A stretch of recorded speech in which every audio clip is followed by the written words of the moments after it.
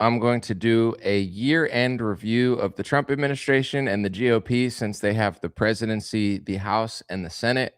And today's live stream is going to be more fun than it is going to be calculated. So if you want something like a super serious news report that I usually do sometimes, this is not that. If you're trying to just relax, have a good time, laugh, maybe cry a little bit, but like Titanic cry or like Lion King cry, like one of those cries that you kind of just needed, then this is a live stream for you. And I will be trying to read all the super chats today. So I'll keep an eye on the chat today. I know every time I'm actually doing something that I can't pay attention to the chat, then everybody super chats me. And then at the end, nobody does. It's this like weird thing where I'm like, hey, save it till anyway.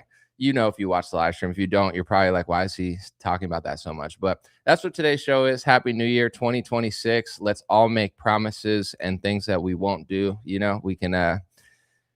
We can ride the elliptical or something like really hard today and then get back to being lazy next week. No, I'm just kidding. Lock in.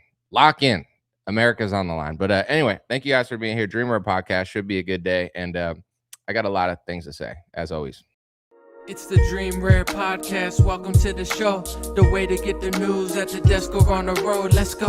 God is great and success in our control. The world is crazy, but we get better from obstacles. Yeah. What's up, Brooke on Facebook? Happy New Year. What's up, Eddie? What's up, Shauna? What's up, Miguel Castro? Galazer, Luciana, I appreciate the early birds. Even the late bloomers. If that's what you're into, just coming into the live stream late, it's all good. But I like the people who come earlier better because it just feels better to have people there, not talking to nobody. But before I get into my stuff, this is going to be a real casual one today, folks. And then I'm going to get back to work with like the really, more edited, or I would say professional videos. This video today comes with like a few disclaimers. The first disclaimer is last night was New Year's Eve and I was out till like 5 a.m. So I really shouldn't even be live. I think I'm on like 3 hours of sleep. And if that translates in a bad way, I'm not liable for that. The second disclaimer is I think certain people, not all, I don't want to generalize. I don't want to stereotype, even though we all like a good stereotype. Some people might look at the title and think he's only talking about the GOP and Trump. He's a Democrat or he's a liberal. That's not the case. Maybe we'll make fun of Democrats here in this live stream a little bit, but the Republicans are who a lot of us voted for that watched this video. They have the presidency, the House, and the Senate, and it's been a year. They've been in power for a year. A lot has happened, and we're just going to do a casual yearly review of some of the stuff. Cody said, where else can I find you other than Facebook? For the people that are watching on Facebook, let me just let you guys know, Facebook doesn't really like to show live streams anymore. Like, I think they even like gave me a message and said, we're going to delete the live streams after 30 days. So they're, Facebook and Instagram, God bless their souls, but they're pushing the reels, like the little TikTok reel sort of things. So they don't really like, so many people on Facebook, I missed your live streams. I missed your live streams. I'm like, they just don't really show it to my Facebook audience anymore. I got 1.5 million people there, but Facebook is trying to do like picture posts and reels. They don't care about long form like YouTube does. So just subscribe to my YouTube channel if you can find it, youtube.com/anomaly hip hop. You can find it. But yeah, it is what it is. But that's just like the gist. I'm going to start. Someone said the most honest man on YouTube. Thank you, Nanya. I appreciate it. I'm going to start with like a few like pet peeves. I'm going to get like I'm going to get Tom Petty, Trump Petty.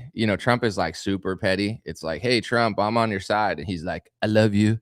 You're my favorite. You're the bestest. You're the biggest. You're the beautifulest. You're hot. You're a 10. Actually, Trump, I want the Epstein files to come out and he'll be like, oh my God, I hate you. Get out of here. Miriam Edelson and me hate you. So I'm going to get Trump Petty today. Tom Petty, Trump Petty. But one thing like I've noticed, because I post on, Facebook, X, Instagram. Instagram and X are like different realities. I guess it's a younger demographic on average. And like everybody under 40 is kind of like tired of the GOP. They're tired of Trump. They feel like he's underachieving. But then I post on Facebook and I have to, be very grateful because we're going to talk, it's the new year. So we're going to calm down. We're going to chill out. We're going to talk about what we're grateful for, etc. And I'm very grateful for Facebook, even though, it's a weird platform like every social media. It's been great for me. I've reached a lot of people on it. I have a huge audience there. I think I have over 1 billion reaches in the last like 5 months. Crazy numbers. So I do the best on Facebook. I'm grateful for it. But my Facebook demographic is more older. And like the difference between a 30-year-old Republican and like myself, mid 30s, or like a 20-year-old Republican and like a 60-year-old Republican, it's like walking into the Twilight Zone. Like they live in a totally different reality. And that's okay. Everybody's allowed to have their own opinion. But it's like I post on Twitter and everyone's like, yeah, Anomaly, that's so awesome. You're based, whatever. And then I post on Facebook and it's like, grandma's yelling at me. They're like, how dare you? You're a liberal. Like they don't understand that it's like one party and the other. Everything in their, like, they watch too much Fox News and Newsmax. So they just like see everything as like, oh, if it's not left, it's right. So they can't fathom like anything I'm saying, but I find it hilarious.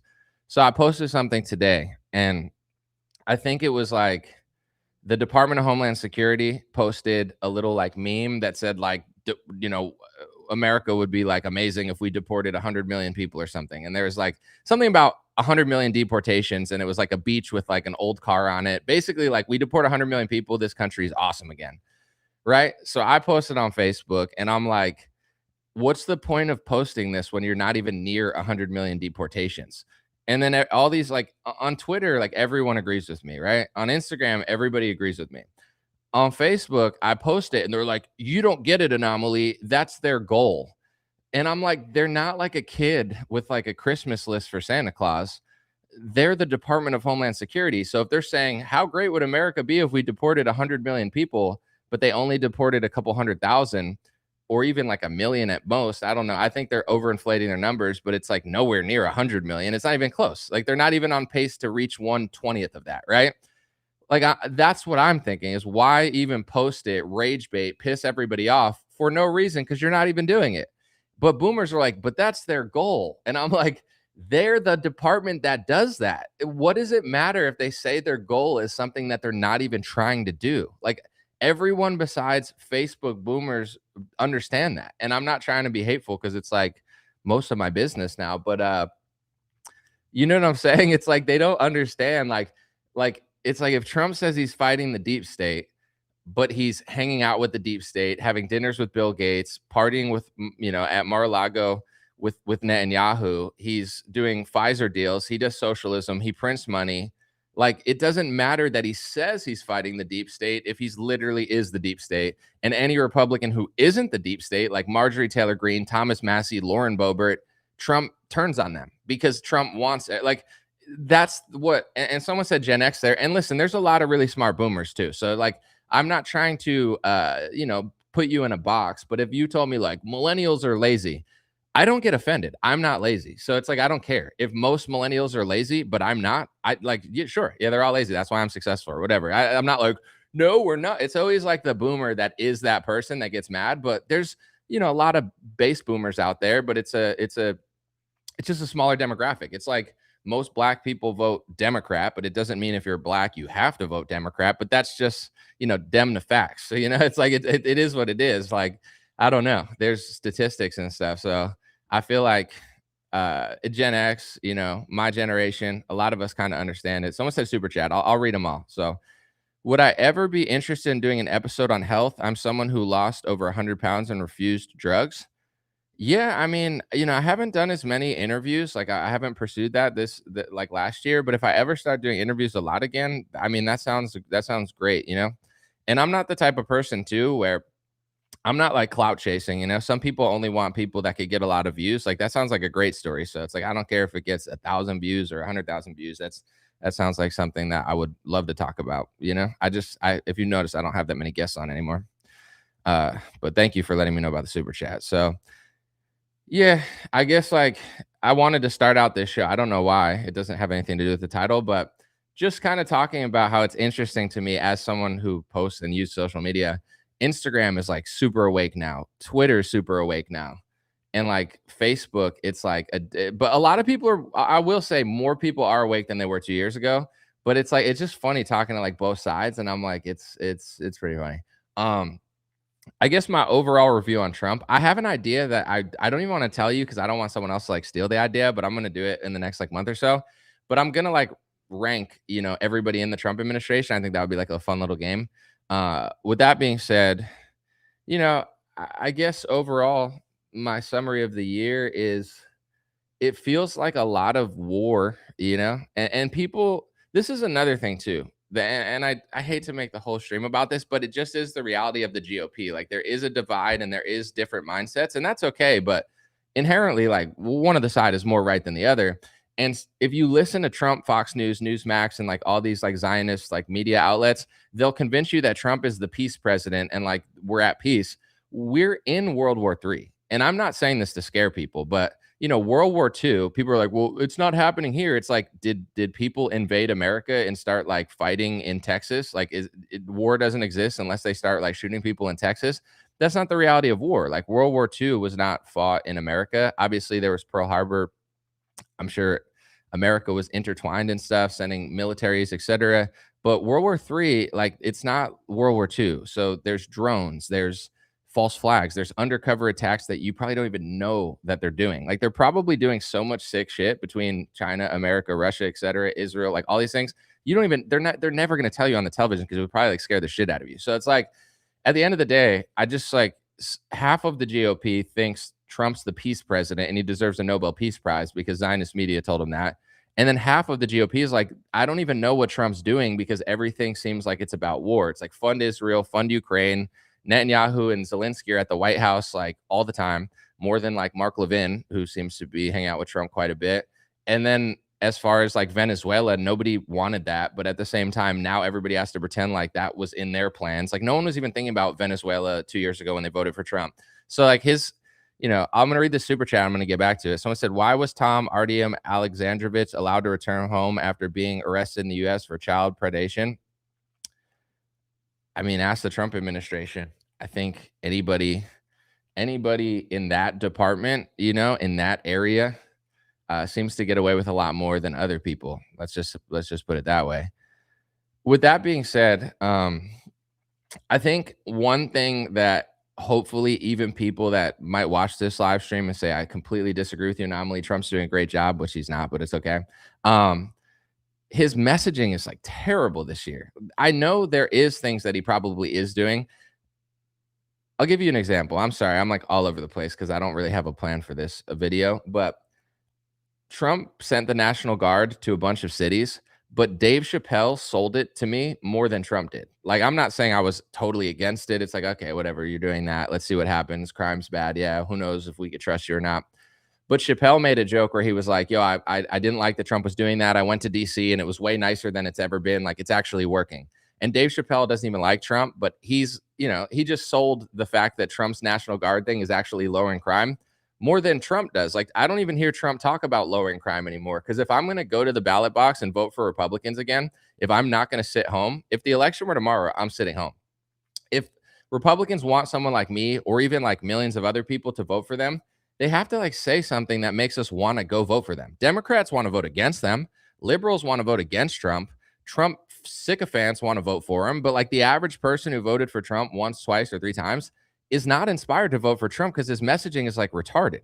If Trump were on TV all the time being like, look at these Democrat prosecutors, they're letting out all these criminals. That's 100% true. That makes me want to go vote because so many crimes and thefts. Like I just talked to somebody the other day, right? Yesterday at New Year, somebody recognized me and they were like, Anomaly, I love your videos and whatever. And I'm always happy about that because I'm like, all right, well, this person doesn't hate me. That's better than hating me, But no, and they were saying like someone went in their chicken coop and literally like killed their chickens and tried to steal them. It was like some Mexican lady, right? I'm not saying all Mexican ladies do this for like these sensitive people. Oh, are you saying we all? No, I'm just saying that just happened to be what was on his camera. And the police didn't even do anything about it. They're like, we don't know what to do. I don't want to live in a society that someone literally kills your chickens and tries to steal them. That's like traumatic. And they don't even get in trouble. Like, what is this country? Like, what's going on here? And this is not people are, oh, it's a Democrat. It's not in a Democrat state, but the problem is there's Democrat prosecutors in cities. So there is like a mishmash of it is Democrats mostly doing that. And that's why I'd want to vote for a Republican. But Trump doesn't even talk about this stuff anymore. He's like, I have a big, beautiful ballroom. It's so big. It's the biggest. It's like, bro, I don't care. Bill Gates is going to go there and you're going to do a deal with him and Moderna and Pfizer. Like the, and by the way, this is another thing about his ballroom. It would be better if it was taxpayer funded. Here's the false dichotomy of politics, right? Democrats say, "Oh, it's a corrupt ballroom. We don't need it. Trump's whatever." And then the Trump says, "I'm not funding it. It's not taxpayer funded. You can't bother me." But the truth is, it's being funded by Miriam Adelson, Lockheed Martin, Apple, Microsoft, Tech Bros. Like it's like a bunch of people are funding this ballroom, and it's being used as probably a lobbying tool. They're if I fund a ballroom in the White House, I'm going to get to go there. I'm going to get to talk to politicians. Like they're not doing it just out of the kindness of their hearts. They could say they are, but I don't believe it. So it's like Trump. That's all I like. That's all I see with Trump. I don't even like. He's just like on Instagram. I don't know, like True Social, whatever he uses, and he's like, Marjorie Taylor Greene sucks. You know, Thomas Massey sucks. I'm building a ballroom. I'm blowing up boats in Venezuela. Ooh, Zelensky's here. I want to stop the war, but I can't because we have the same handlers. Netanyahu's here again. Oh my gosh, we got to blow up Iran. Like Trump, he's not even appealing to me at all. If he just sat there and was like, I'm gonna do what I said I was gonna do, and Democrats run cities like shit, and crime is shitty here. Like if I ever ran for office, I'd be like, look at Dubai, look at El Salvador, and look at other places that have like Singapore. Even it's like they don't have crime, right? It's because they prosecute crime. If someone can literally kill your chickens and rob your house, and the cops are like, I don't know what to do. Like in Dubai, they'd be like, bro, you're fucking going to jail for a long time. And then people stop doing it. The reason people keep stealing shit in America is because they keep getting away with it. It's like really that easy. You know what I'm saying? And that's why I'm not even acting like I'm so great or anything, but that's why, like, even when I talk to certain people, like, I'm a really nice guy. I'm very like friendly, but I have a line. So it's like if you're crossing my line, you probably like are doing something really stupid because I'm a really nice guy. But if someone crosses my line, I'm like, what the fuck are you doing? Stop right now. And it's like they've never heard that before. Like, what do you mean? I just walk around and I'm a tyrant and everybody lets me do it. It's like, yeah, that's the problem with this country. Like you could leave a Rolex on a bench in Dubai and it won't get stolen because people are frightened to steal because they'll get caught and they'll go to jail or something worse. You know what I'm saying? That's not just Sharia law or Muslim law, like all these Zionists are like Sharia law, blah, blah, blah. We used to have biblical law, American law, conservative law. Like, what does the word law mean? It's not like this Muslim thing that only they do. It's just in certain Muslim countries, they do it because they're not as retarded as like the gay liberal world order and all the people that are parasitically destroying America and Europe purposely, by the way. It's not a mistake, you know? So if Trump said what I just said, see, I just went on that rant because I'm passionate about it because it matters to me. Where is Trump doing that? And also, what I don't understand is like, you go to, if I go to a Democrat state in a conservative county and you talk to like the mayor or like watch what the mayor's doing on social media, he's always like, I can't do anything. Gavin Newsom's going to stop me. I'm afraid I'll lose my funding. All right. And then I go to a Republican state in a Democrat city, and the Democrat does whatever they want. And the Republican's like, I can't do anything. It's like, how come Republicans can never do anything, but Democrats seem to be able to do everything, no matter if they run the city or run the state? You understand what I'm saying? Like, what are you doing? And here's the truth about the GOP. And I hate to bring this up so early, but not really, because it's like the focal point of everything. They don't actually care.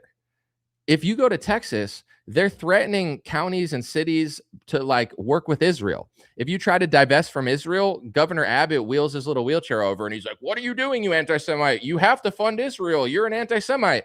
That's what they care about. That's why that's the only thing that happens. The only thing that happens, no matter who wins, is you get taxed by the government upwards of 50% when it's all said and done. You're funding Ukraine, whether Trump wants to or not. I actually believe that Trump doesn't want war in Ukraine. I actually believe that. You can call me a fool, but I believe that Trump doesn't want war in Ukraine. But here's the problem. Trump doesn't have any power. Trump can't stop the war in Ukraine. His donors, his handlers, and the people above him say, it doesn't matter what you want, Trump. Go dance and do the YMCA, you know what I'm saying? And hang out with like Bill Gates. Like that's all he can do. That's why he's like, hey, boomers, look at me. I'm dancing to the YMCA. It's like, okay. So, and this is what the older generation of Republicans doesn't understand, and the younger generation of Republicans does understand. it's not happening the way you want it to because just the left is doing it. The Republican Party is fake opposition, and they're not even trying to. If they wanted to, they could stop theft, they could stop crime. To be honest, to give Trump a compliment, I think he's doing a little more than he did last time. The National Guard thing, I understand that people are afraid because they have every right to be, especially like libertarians, anarchists, and stuff, where it's like, I don't want the National Guard in the cities because, they just locked down the country and like forced everybody to do vaccines. And Trump said it was a military operation. Completely valid. I'm not going to sit here and be like, you're a conspiracy theorist. Like, that literally just happened. That literally happened. So you have every right to not trust it. But, if the National Guard just goes there, stands around, and stops crime, that's fine for me. But if it goes too far, then I'll call it out. But at the end of the day, people in this country commit violent crimes and theft, more theft now than violent crime. Like, everybody's just stealing everywhere, breaking into cars. It's like crazy common in America. They're doing it because they never get caught. No one cares. Oh, my camera didn't work. You bring the camera footage to the cops. Oh, our hands are tied. We don't know what to do. They're an illegal, so we can't go after them. But if they were a citizen, you could. Like, nothing makes sense in this country. And Republicans are just like, let's give more money to Israel. Texas, Texas is a good example to me, and I like, real Texans will know that I have the spirit of Texas. I'm not from Texas, but I'm just saying, like, I'm not bashing Texas in a hateful way. I'm bashing it in like an inspirational way. When you talk to people from Texas, especially like the older generation, they'll be like, Texas, we're the toughest, blah blah blah. It's like Texas is the biggest joke now. They pick the fakest Republicans. They pick like literally like Dan Crenshaw, Governor Abbott. These are some of the worst Republicans in the entire. You could pick anybody you wanted, yet you end up with the fakest, stupidest people. You should have all Thomas Massey's and Ron Pauls and super base people, but you have a bunch of like Mitch McConnell's, and you're like so proud of it. And then it's like, what are you stopping? You go to the big cities in Texas, crime is super rampant, theft is super rampant. I remember this girl that I knew in California, conservative. She's like, I hate LA. I'm moving to Texas. I'm moving to Dallas, Fort Worth, the nice part of Dallas. And then as soon as she gets there, she gets her catalytic converter stolen, and she's like, oh, I didn't know this happened in Texas. It's like, yeah, just like all of America, every city is like a shithole now, and everybody just gets to steal, and nobody seems to care. It's like it's no different. With that being said, in Texas, it's like they're not stopping that.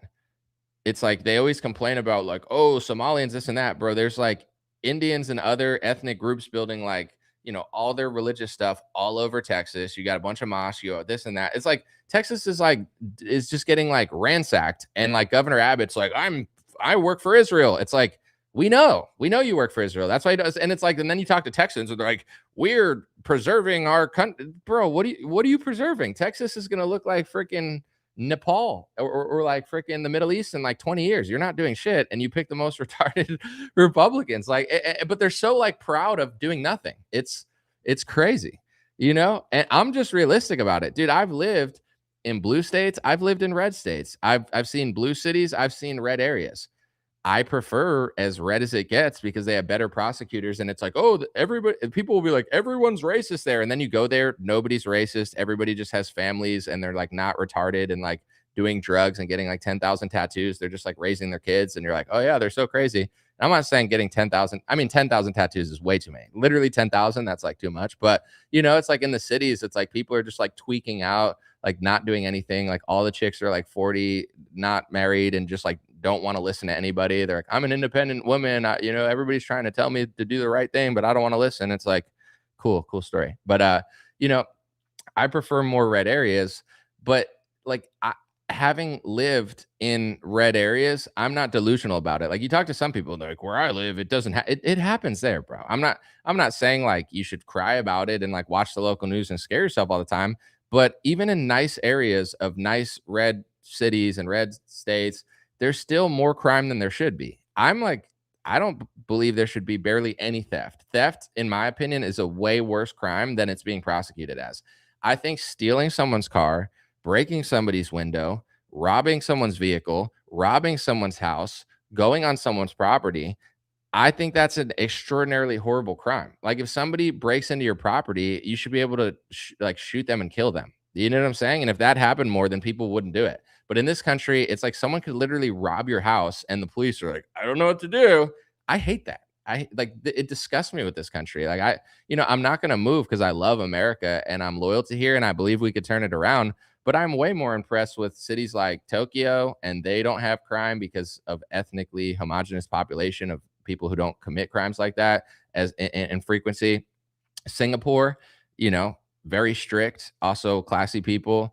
Dubai, extremely diverse, way more diverse than other places, but just actually enforces the law and scares the shit out of people so they don't want to commit crime.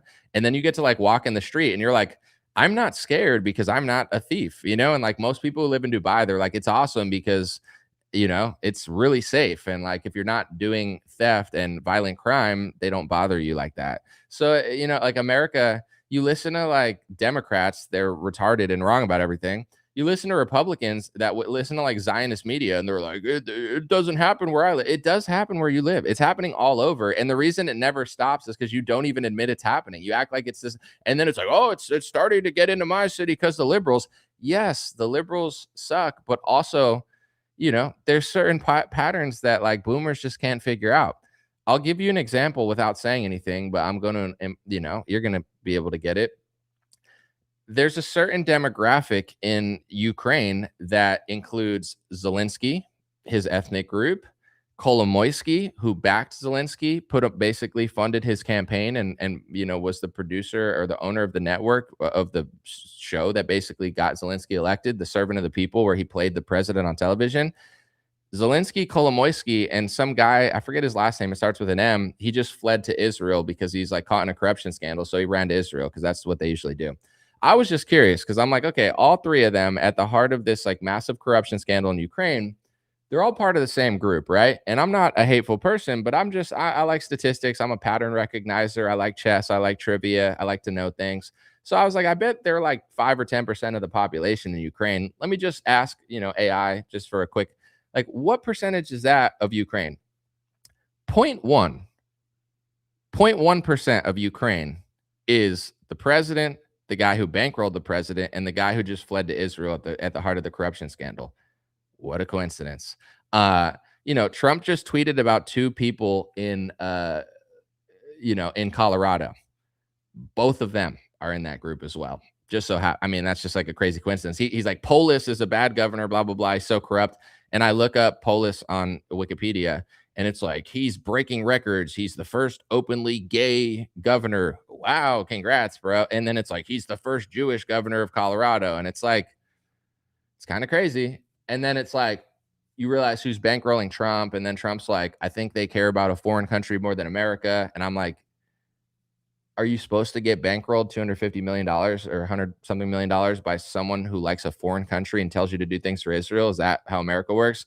And then like the entire GOP seems like they work for Israel. And then like Jeffrey and Epstein and Ghislaine Maxwell were part of that ethnic group too. And like the more you just start looking everywhere, it seems to like be a huge pattern where if they were all Chinese, everyone would think it was China. If they were all Somalians, you would hear about it. It's like 10,000 times bigger than the Somalian fraud they're talking about. But just no one, you can't talk about it because it's hate speech, but no one just like, it's like, how could you not notice at this point? And I'm not saying it's everybody. I'm just saying the reality is like, if Jeffrey Epstein and Ghislaine Maxwell were Chinese and like flying to China and like Xi Jinping was like staying at their house, wouldn't you assume they were working for China?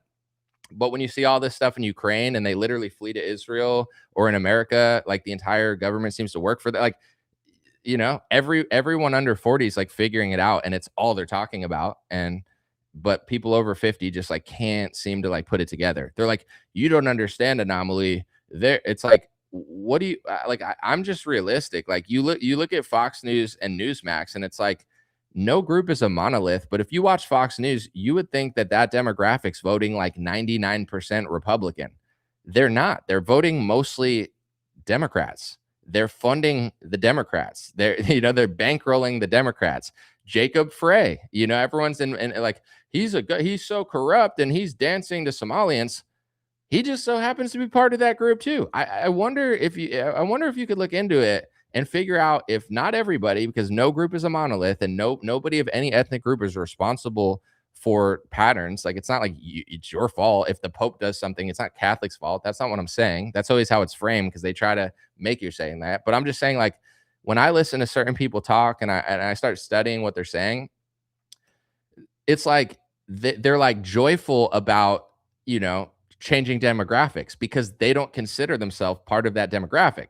So it's like, you know, if you think, oh, what do they do? It's like they don't they don't see themselves as the demographic that they're switching, and they want to switch it. Like, you know, there's a video that I just shared again on my Twitter of, most people don't know this, by the way, like when it comes to Black Lives Matter, right? There's a few co-founders. I forget the one's name, but one of them's name is Patrice Cullors, right? She was like the most famous co-founder of BLM. I just watch videos and I study, and I'm not retarded like 99% of influencers. So I actually know things. I don't just like regurgitate retarded propaganda. So I found a video where Patrice Cullors, when it went viral, of her saying that she was passing around a book on a college campus that was like Mao Zedong's Red Book, right? And Republicans freaked out because they're like, here's proof that BLM supports Mao Zedong, who killed like tens of millions of people. Like, that's like crazy to like be pushing like communism in America and like bragging about it, right? And she's holding up a book. It went on every television station, every conservative media posted about it. But here's what they didn't tell you, why my show is way better than everybody's, because it actually gets to like the bottom of something instead of just surface level nothing. That's why nothing ever happens. I was like, what book did she hold up? She held up a book from a guy named Eric Mann. That's whose book she was passing out on college campuses. Who is Eric Mann? Eric Mann was the person who basically inspired and organized her into left-wing socialist communist activism. You know, he was part of the Weather Underground, a terrorist organization. And if you listen to Eric Mann, I literally just had to watch. This is how easy it is. Like, once you figure this stuff out, it just throws itself in your face. I'm like, let me find an interview of this guy, because he's the one, you know, the first thing he says is, he says, I should really just play the clip for you guys, but I don't really want to download it right now. He says, you know, I wasn't like, how did you become, you know, left wing activist, whatever? He goes, you know, I was born in a Jewish socialist communist household or whatever. And he said, my mom said, the world is made up of goyim trying to attack you. Goyim is like a slang term for Gentiles, which means like non-Jews. And he's like, she told me like the goyim are attacking you and fight those anti-Semites. And, you know, and then I saw the black movement and their anger was so righteous. Like, he literally just sat there and was like, my entire inspiration is being Jewish, looking at goyim and thinking they're trying to come after me, and then fighting them. And then I saw black people and their anger was like more powerful than mine. So I was like, yeah, I like he literally just said that. And I'm like, why won't they report that on Newsmax and Fox News? Why won't they report that on Republican Zionist media? Because they don't want you to get to the bottom of it. It's like Patrice Cullors was organized by a guy who said that his ethnicity and that the teachings from his mom are what inspired him to be who he is. That doesn't mean everyone is doing that. I'm not saying that's the case. I'm not saying that everyone's doing that. I'm not saying everyone's responsible. I'm not blaming everyone. I'm just saying, like, things make more sense when you actually know what's going on. Just like every white person doesn't hate black people and every black people don't hate white people, but like some actually like really do, from like not just like, oh, you're racist, like, you know, which means nothing, but like actually listening to them and like listening to their ideology, and you're like, oh, they're not looking to like coexist. They're looking to take, you know, people say it about the Somalians in Minnesota. Here's the easy example. They're not looking to coexist and assimilate. They're looking to take over and implement their world. For some immigrants, it's not true. For some immigrants, it is true, right? There's immigrants that want to assimilate and there's immigrants that don't. And most conservatives think the problem with America, there's many, but one of them is that most immigrants now, they don't want to assimilate. There's so many, there's too many, and they're rigging America for their group, but you can't talk about it. But you're not allowed to say that about this group, which is openly like there's articles where people say, oh, you know, this is our greatest ally. And I read a Wall Street Journal article and it says, hey, let's send all these Palestinian refugees to America and Europe. And it's being written by like one of Netanyahu's right-hand men. And I'm like, they just told us that these people were all terrorists, right? Obviously, I don't believe the Zionist propaganda, but let's just say I did, right? Let's say I watched Fox News and Newsmax. I'm like, all the Palestinians are terrorists or whatever they're telling people, right? So they need to like hurt everybody there. That, you know, that's like the brainwashing they're doing on these sick boomers that are like selling their souls to the devil, but they think they're worshiping God. It's really sick stuff. But anyway, let's just say I believe that. then why are our allies writing op-eds saying flood America and Europe with these people that they just told us they're terrorists? Like, if they're a good ally, why would they want us to take all these people that they don't want because they're saying they're all terrorists? Because they don't care about you, because they have no connection to you, because they're ethnocentric. They care about their race and their religion, not you. And some, not all, I'm not saying all, but some, not only do they like not care about you, but it's almost like a bonus where it's like, we can achieve this, use these people, and then throw them there and screw them over because they're thinking thousands of years ago from plots you don't even know that start from the Bible, and then also ones that start from Rome. And if you listen to them, they'll say that. What you listen to a lot of these rabbis that get a lot of interviews, and they say, "Where did anti-Semitism start?" And they all say the same thing. 2,000 years ago. 2,000 years ago, when Jesus was killed, Christians wanted to convert Jews, and that's where anti-Semitism started. So the original Christ followers were the original anti-Semites. Christians don't know that, especially Zionist Christians, but it's like that's where they think it originated, from Christians who followed Christ.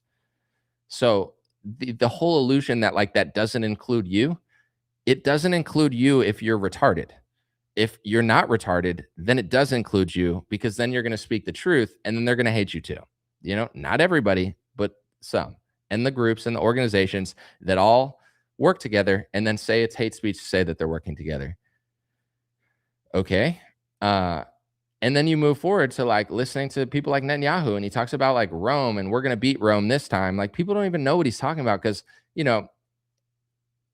people like Putin and people like Netanyahu, their history isn't like 10 years ago. They're thinking thousands of years. Like, when Putin talks about Ukraine and Russia, he's not talking about like, oh, this and that. Dude, if you look, I'm older than Ukraine. You look up when Ukraine was like founded, I'm older than Ukraine. It's not even like a country that's been around that long. So I'm not saying it shouldn't exist. Like, Ukrainians have the right to fight for themselves, but I don't want to fund it because it's like a little proxy war of a an area that wasn't even actually a country. Like, when I was born before Ukraine. So it's like, and now we got to like throw our entire foreign policy into that. But when you talk to Putin about it, he's thinking about the entire history of his people, his ethnicity. I truly believe that he doesn't want to fight Ukraine because he sees Ukrainians as Russians, as himself. He doesn't want to hurt his own people. But Zelensky is a plant. So Zelensky is like such a scumbag. And I'm not saying Putin's not, but it's just like, Zelensky just keeps drone attacking and doing weird stuff. And it's like, it's just never going to end, especially when we're backing it. But same with like, Netanyahu. And this is not a bad thing that Putin and Netanyahu are doing, but like they're not thinking of like, oh, their understanding of humanity, their ethnicity, their bloodline, their religion, it spans thousands of years. And there's nothing wrong with thinking about that. But if it's at the expense of us and our people and our religion and our groups, then it's worth at least talking about. I'm not mad at anybody. I'm just observing. And it's like, a lot of Republicans are figuring this out. And the ones that can't, it's like playing chess, but not knowing what the pieces are. Like, imagine I'm playing you in chess and you think everything's a pawn. You're not going to beat me, and you're never going to know how to play. If you don't understand what I just said over the last 10, 15 minutes, you don't understand literally anything. You might as well not even pay attention, because you're like a baby. You have the mind of a child. You know what I'm saying? A moron. Back in the day, in like the early 1900s, they'd put a dunce cap on your head and all the kids would make fun of you. Like, that's you. You're a dunce. So everything happens for a reason. I would never blame this or that. I'm just being honest about it. And it's like, Ukraine is happening because it has geopolitical connections to other things. When I said Venezuela isn't about drug boats, 95% of people didn't agree with me. And over time, like everything, then it's like, 80% of people disagree with me.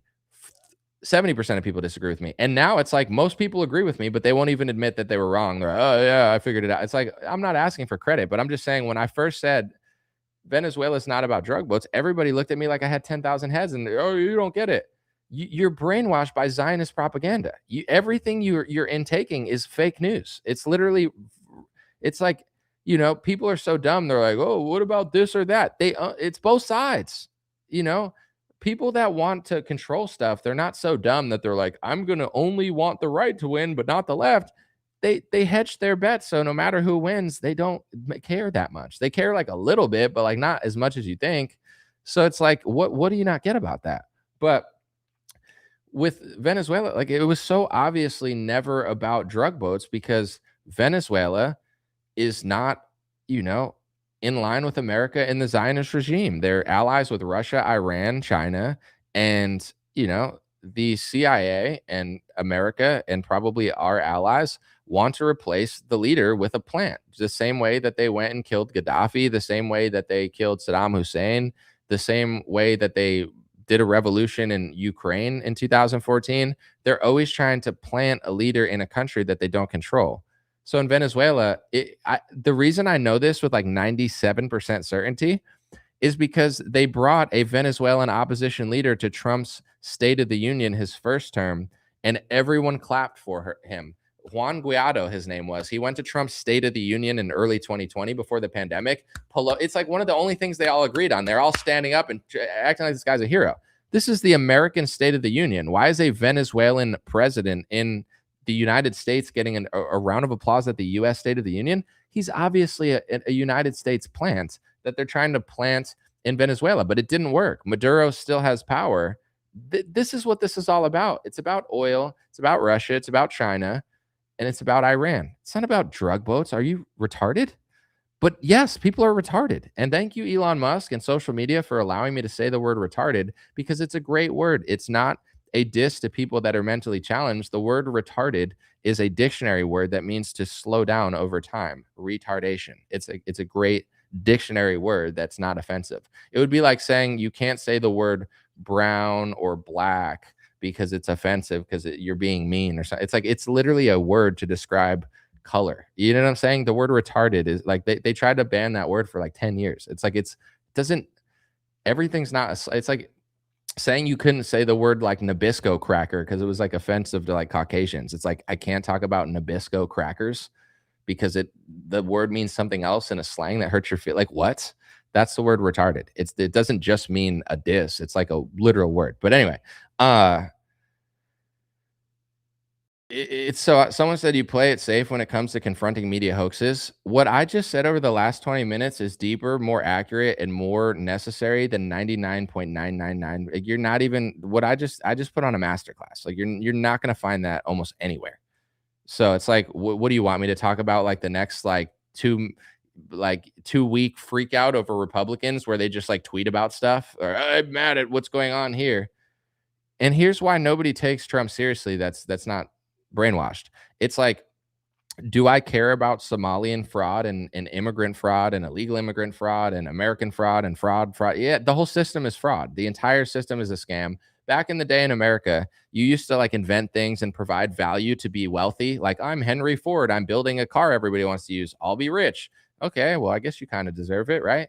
Now everybody's a scammer. Everything's a scam. Health insurance is a scam. Big pharma is a scam. You don't make money being a good person providing value in America. You make money fucking people over. So everyone's fucking everyone over, and they're like, "Oh, this is just how I make money. I guess I got to do it because that's what everyone's doing." And it's like, yeah, this whole system is fraud. And everyone, like, if you talk to somebody that's making money in those industries, they never tell you like, I believe in what I'm doing. They're like, yeah, I'm morally completely opposed to what I'm doing. I don't believe in it at all. They'll be like, I don't give these to my kids, but it's how I make money. Like everyone knows. It's like not a secret, right? But let's talk about Somalian fraud. Sure. Okay, prosecute them and do that. But if you look up the list of fraudsters that committed even more fraud than these people in Somaliland or whatever they're calling it now, in Minnesota, Somaliland's the little place that Israel's trying to make so they can like start another proxy war or whatever. But like Trump has look at all of the fraud, the health insurance fraudster, like the list. I've been following him recently, and I don't have it in front of me. But like Trump has part in some of the worst like health insurance fraudsters and scammers and people who are just like frauds in like multiple industries, in crypto, in health insurance, like people that have committed fraud that would make the Somalia one look like nothing. And I'm not defending them. I'm just so it's like when a bunch of Zionists freak out over a topic for 3 weeks, I just never follow them. It's not because I don't take risks with the media. I'm taking a massive risk with what I just said over the last 20 minutes because that's what they actually care about. They don't care about a bunch of Zionists freaking out every 5 weeks about something and then never doing anything about it. They care about people who just told you what I just told you 20 minutes ago. That's what they don't want people to know. That's what actually matters. That's what's actually going on, right? It's like I saw some Zionist retweet like, Jacob Frey dancing with like a Somalian flag, and he was like, "Oh, look, it's Israel," like he was trying to like mock it and be like, obvious, like you guys talk about Israel all the time, like this is like, look, Somalia is taking over, and it's a video of Jacob Frey, who's Jewish. He's dancing. I'm not saying it's everyone's fault, but it would be like me being like, stop talking about China and Chinese people. Look at this Chinese mayor just happens to be celebrating the replacement of white Americans. It's like, did you think that was like a gotcha or something? You thought that like that was like, oh, I proved you right. It's like, not saying it's everything, but it's like how often is that the case? Like in Ukraine, it's 0.1% of the population, but it just so happens to be Zelensky, his big backer that is facing corruption charges and banned for the United States, and then the guy who just fled to Israel. Wow. I asked, like, I was like, what are the chances of this? Grok said like 1 in 1 billion. I think it like misread what I said, but I was like, all right, well, you said it, not me. I'm not getting in trouble. Someone said Trump bailed out Mali with U.S. taxpayer money. Yeah, because Mali is a Zionist. Mali got, and here's the thing about him too. Like, imagine I'll just tell you right now. I've told people before. I've never taken a 21 and me, so I mean, maybe I'm like other. I think I'm like other things, like small bits of like German and something else, like very small. Because my Puerto Rican grandma used to tell me she was like very small bits of like German and French, but she was Puerto Rican. I'm Italian, I'm Polish, I'm Czechoslovakian, which doesn't even exist anymore. So that's Czech and Slovakian, and then I'm Puerto Rican and like a mix of other. I don't know. I'm probably like 10 different things, but Italian, Polish, Czechoslovakian, Puerto Rican, right? I would never like make up something, like I would never tell you that I wasn't that, right? Mali ran for office and he's like a sycophant Zionist, right? That's like crying at the wall, visiting like rabbi graves in America. Like he's clearly like a Zionist sycophant. Like he's crying like I've never seen, like he's like crying and shaking at the wall. It's like, relax, bro. So right, he gets into office in Argentina, and I don't care who you are, what your ethnicity is, but just like don't lie about it. Don't act like you're something you're like. You know what I'm saying? Like I'm not act. Like I've told people 20 times what I am, and unless I take a 21 and me and I like learn something new, it's not gonna like, oh, I forgot to tell you I was part Puerto Rican. Like I never forgot to tell anybody that. After he gets in office, he's like, oh yeah, I'm Jewish.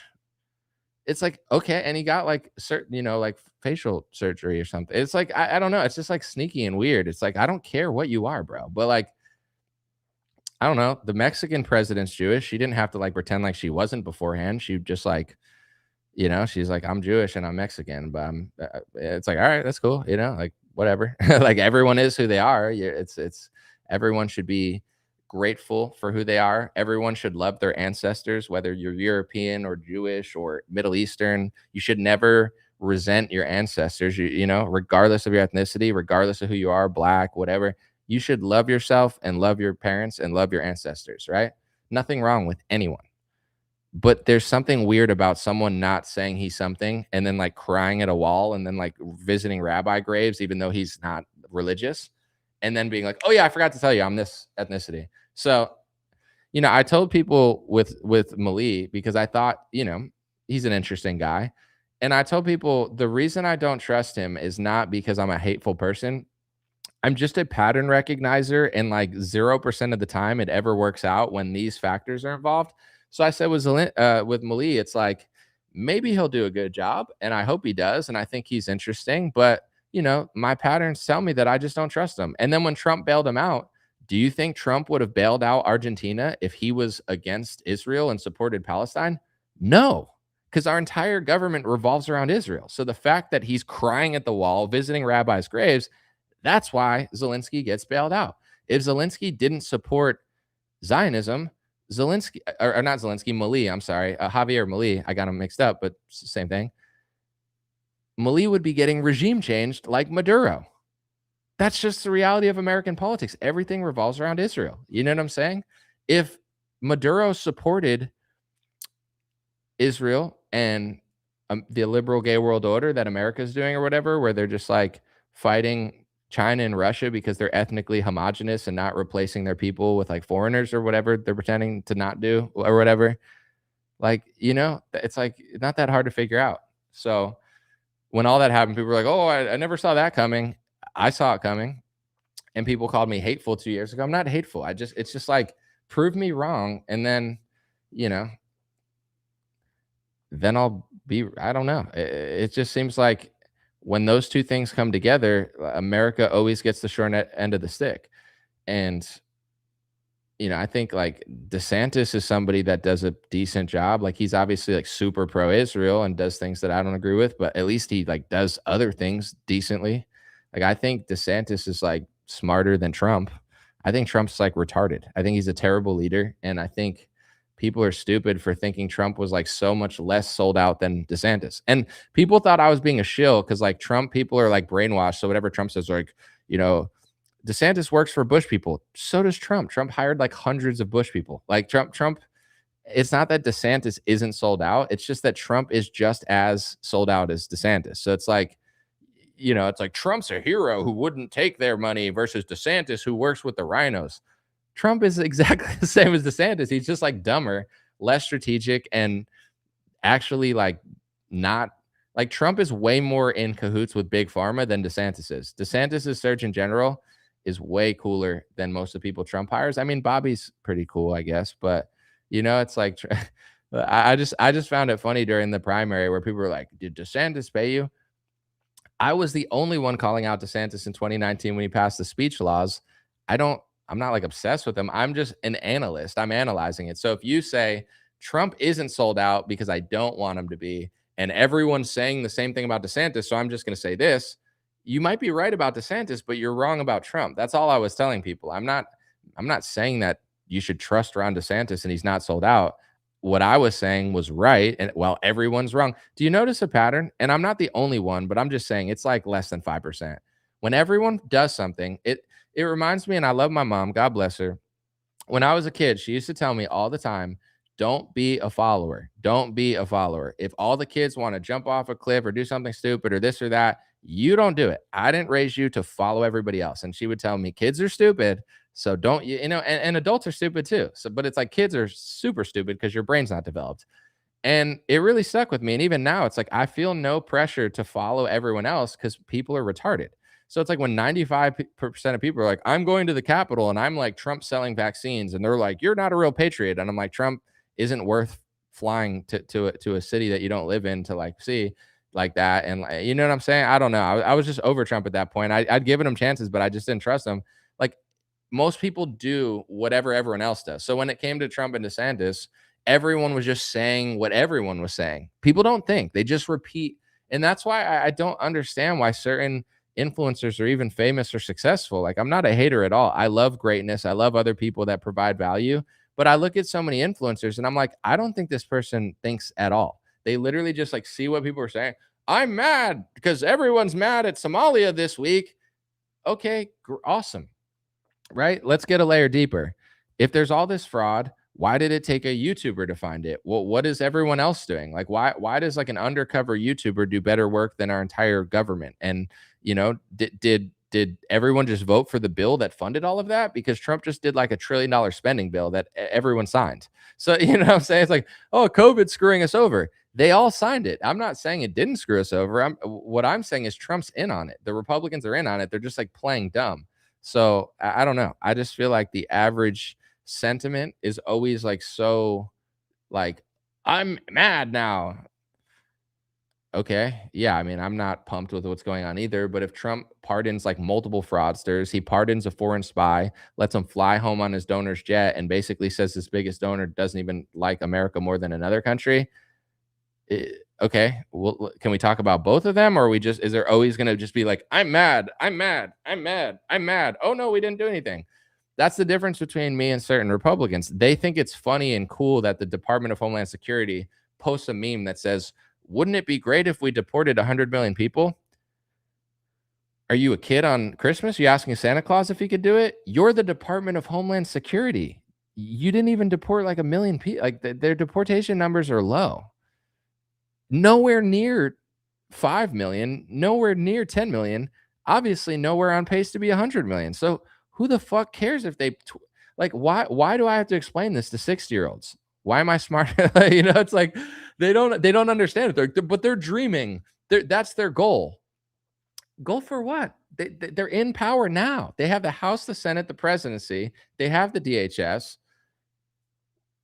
Who cares what their goals are? Like I like what is that going to do? It's just going to piss people off and look like weird. But also, it's like I don't know. They're like, oh, what if we could stop theft? Why don't you try to actually do it instead of post about it on X? Is that really like a it's like a really like controversial opinion of mine? I don't know. And then people are like, "You're just a contrarian." I'm really not. I'm naturally not a contrarian. I'm just not a follower. And I don't like conflict, but I'm not gonna like do something that I don't believe in, you know? So it's like I'm not a pushover, but I'm not a contrarian. I don't like conflict. I'm very reasonable. I'm very open-minded. Like even with like the war and stuff, it's like, is it for this? Is it that? Is it for Israel? Do they want to keep the petrodollar afloat? Do I want the petrodollar to fail? Everyone's like, we want it to fail. I mean, we could easily be as broke as like a third world country, and then everyone would be way more poor in America. It's like, you really want that? I mean, maybe if it could help the world in the long run, but like, I'm not someone that's like destroy everything and let's all. It's like, like I don't want the Federal Reserve to keep printing money and screwing our people over, but I don't necessarily like want the petrodollar to fail. But you know, like what I guess I have to look at the whole game plan. Like, what is the cost of this and why is this all happening? Is it because the petrodollar is strong? I don't necessarily agree with that. I think it's because we're being run by absolute idiots.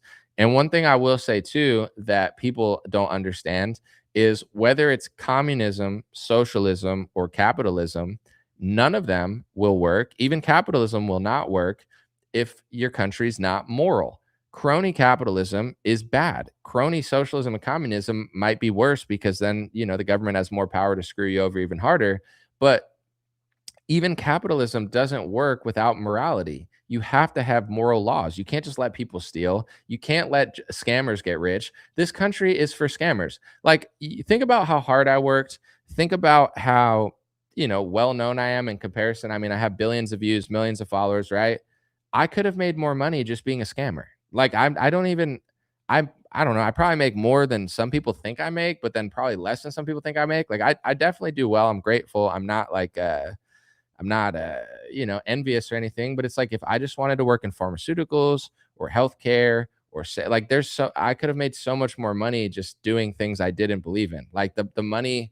I mean, if you become like Candace Owens or Joe Rogan or Theo Vaughn, like, yeah, you can make like tens or hundreds of millions of dollars. But as far as like what I've done and what I've gotten for it, if all I cared about was money in this country, doing what I'm doing is not profitable. And here's another thing too. I think like, I mean, Joe Rogan was on television 20 years ago. Theo Vaughn was on TV too. Like, they had a different path through Hollywood and they've been famous for a long time actually. But say like in the GOP, if you play ball with the GOP, you don't even have to work. Like, I remember in 2018, people were arguing, like talking about donors to me, and I didn't even know people had like I thought donors were only for like politicians. And it really bothered me because I was like, I'm not even gonna say who, but I'm like, you don't even do anything. You know what I'm saying? Like, I'm busting my ass every day to do these news reports. You don't do anything. You just like fly around and say, like, I like Trump. They're getting bankrolled by the money's in scams. If you want to be a journalist and you actually care, it's possible. It's not like I'm crying victim. Like, it's possible to make a lot of money. It's possible to boost your business. It's possible. Like, there's a lot of really great people doing great stuff, but it's easier to just scam, and then you get easy money to do nothing. The industries where all the money is are not in industries that are good for people. The pharmaceutical industry made a killing during the pandemic, a absolute killing, while mom and pop shops, small businesses, and good people suffered. That it doesn't matter if it's capitalism, communism, or socialism. This society is like fucked up, and it's like Trump is the ultimate crony capitalist. He's like the epitome of American greed and self-centeredness, like, which is totally immoral. Like a true hero would, you know, take a pay cut or at least do something for their people before it was for money. Dude, Trump will do any business deal. He doesn't care. He's pardoning people he doesn't even know who they are for people that pay him. Like Trump is literally like a whore for money, you know. But he also does a few things that he likes. At the end of the day, no system will work with immorality, none. And all the fighting over the systems, it's just like what people do when they don't understand that. There's countries that, like, if Norway or Sweden was socialist, but they didn't allow mass migration, I'm not saying it's a perfect system, but the social net of socialism in Norway works when it's an ethnically homogenous population and nobody's scamming the system. If I work my ass off and pay tens of thousands of dollars in taxes, and then somebody scams the system and makes millions and pays none, and then broke people just, that don't want to work, that like broke people who work pay for people who don't work. Like the system's only as good as the people there. So in America, we're not even a capitalist country. We're like a socialist country, and everybody who works hard has to pay for the people that don't do anything. And in Sweden, it's like it doesn't work as good as it used to because they brought in a bunch of like people that don't speak their language, that don't do what they want. So it's like, yeah, I prefer, free markets to some extent over socialism or communism. Obviously, I think communism is a total lie, like the worst. But like it's not necessarily just about like I think Sweden would be better socialist, all Swedish, than it would be like capitalist, but like 90% of the people there from 50,000 different countries. It's like then it's not Sweden. I'm not trying to be hateful, but like then what they'll change the name in 10 years, like they get conquered like America, you go to certain parts of California, everything has Spanish names because it used to be Mexico. And then America conquered it and it became America. And if other people take over, they're just going to change it back to something else in 50 years. Like it's being conquered, but discreetly. So, that's an unpopular opinion that people don't understand, but that's okay. I'm just putting it all out there. What's my opinion on Royce White? He's in our age group, but ran in Minnesota, lost in the Senate. He seems legit. Have I seen everything from Royce White? No. Would I vote for him if I lived there? 100%. I've seen enough interviews to know that Royce White is better than 99% of Republicans. I don't know everything about him, but he seems pretty based, pretty honest, pretty not compromised by the Israel lobby. So if I were in Minnesota, I would be inspired to go vote for Royce White. I don't know everything he's ever said or done, but he seems legit to me. From what I've heard, like if he ever got in Republican politics, to me, he would be that like top tier. You know what I'm saying? Like the Marjorie Thomas Massey. Like at least he would start there for me. I have nothing bad to say about the guy.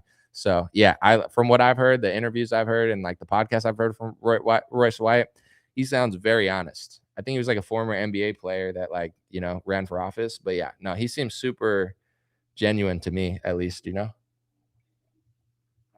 I wish I had somebody like that running for office near me. Then maybe I'd vote, but I'm not voting for like some Zionist who takes APAC money. I'm over that. And that's another thing too for the GOP. Like they're I said it earlier, but their messaging doesn't make any sense. Like they just follow Trump's coattails. So like now they're like, we got to bomb Venezuela, and it's like no one wants to vote for that. Like you guys got to figure out some sort of sales pitch for me to like show up to midterms, because it's not right now. It's like we're building ballrooms and the left sucks and we're gonna bomb drug boats and we got to regime change Maduro for Israel, and that's what we're really gonna do. And like the left is, it's like, bruh, you guys got to do something else, because I'm not showing up on election day as of now. Someone said good rhetoric from Royce, but his ultimate. Oh, I don't know. That's just what I think, but we'll see. Like I said, I don't fully follow him, but and here's another thing too. I'm not like I need everything I want or I'm going home. It might appear that way, but here's what like. I don't even think the GOP is like good. I think they literally work for a foreign nation. So if you can give me someone that's like 80% good and 20% kind of corrupt, I'm not saying it would be awesome, but it's like it would be better than now. I like Thomas Massey. I like Marjorie Taylor Greene. I think Lauren Boebert tried to be very like Trumpy for a while. And the second, like she does one thing that Trump doesn't like, Trump throws her to the wolves. Trump is like a terrible person. It's like a terrible person, a terrible leader. If you do something he doesn't like, he's has no sympathy, no empathy for his own people. Trump is like this is what I really despise about Trump. If he treated everyone the same way, I like empathy and compassion, but Trump has more vitriol for Marjorie Taylor Greene, who's one of the best and most honest members of Congress, Thomas Massey, who is the best member of Congress, Rand Paul, son of Ron Paul, who's two of the better people in Congress. Trump has more vitriol and evil anger towards them than he does Mom Donnie and Bill Gates. And so it's like if I'm a very compassionate person. If you're compassionate to everyone and you give grace to people, you know what I'm saying? Then it's like, all right. But Trump likes Mom Donnie more than he likes Thomas Massey. And then every Trump supporter hates Mamdani, but Trump, like, dude, they look like it was this. I thought I was watching the Step Brothers. It looked like Step Brothers with freaking Will Ferrell. Did we just become best friends? Dude, Trump likes Mamdani. Trump loves the tech bros. Trump loves Bill Gates. Trump likes Zuckerberg. Trump has sympathy and empathy for billionaires, elites, people who give him money, the donors, Democrats. But when it comes to Thomas Massey, all of a sudden he has like no compassion or no honesty to what he's saying. It's just all attacks. He's like a horrible, horrible person. He's like literally the most selfish fraud. It's insane. But even on certain topics, I think he wants to do the right thing, like on Ukraine, but he can't. It's like Ukraine relates to the other war, and Trump can't stop that one. Trump is a total puppet. So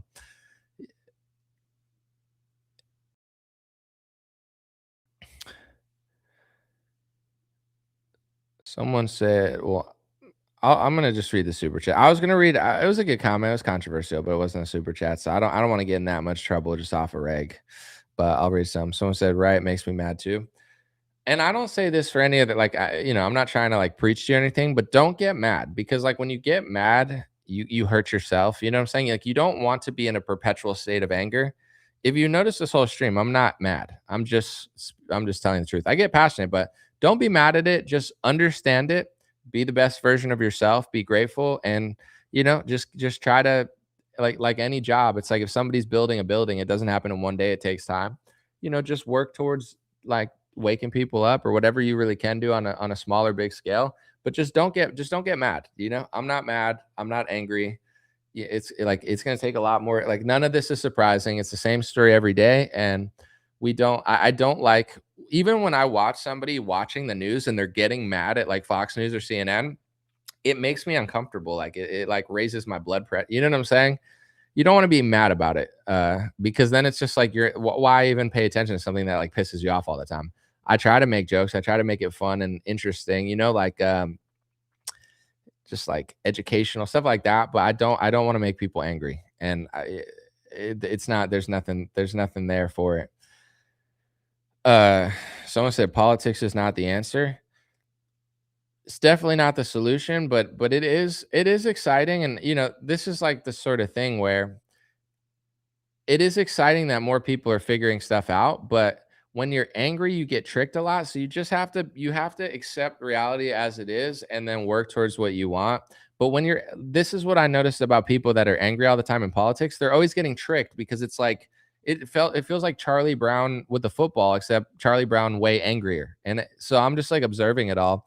And even like certain plots around like Erica Kirk and what like Candace is doing and like I guess like people are mad at her, and then she's talking about this and that, like, and then like Nick Fuentes and Tucker are beefing, and Tucker doesn't like Nick, and Nick doesn't like Candace, all that sort of stuff. Like I don't know, I'm just at peace like observing it, where I have my opinions about everyone and everything, and I tell people all the time, but I guess it's okay to know what you know, it's okay to not know what you know. And one thing that I always say is like time will tell all. So obviously I have overlap with some of the people I just named in certain beliefs, but in other beliefs, like I really just don't. And that's no knock to them. It's like I think Tucker, Candace, Nick, they're all unique people. Like, they're all not each other, even though they have similarities. And I'm neither of them too. So I don't know.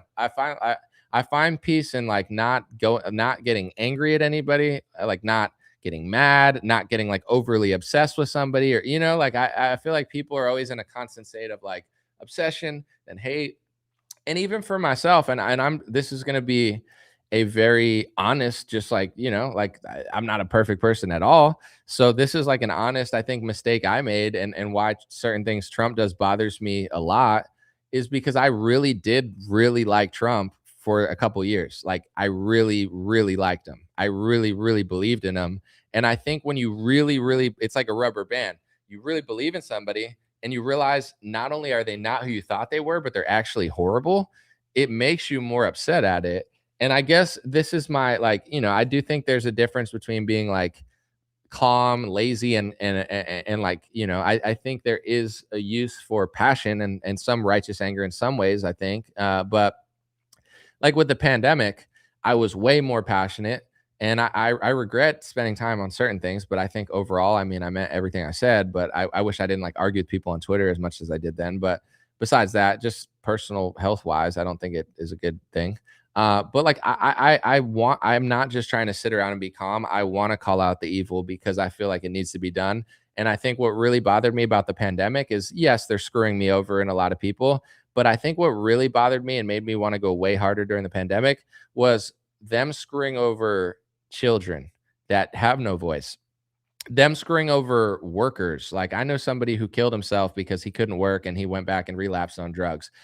I actually, unlike Democrats who just use illegals, I don't hate anybody. And also, I don't think all illegals are bad. I think most of them are good people. So it's like if you got illegals in America or legal workers in America and they don't make that much money or can't even speak English, and you're like forcing them to wear masks doing landscaping at 100 degrees, like fuck you. You know what I'm saying? Like I actually care about these people. Fuck you.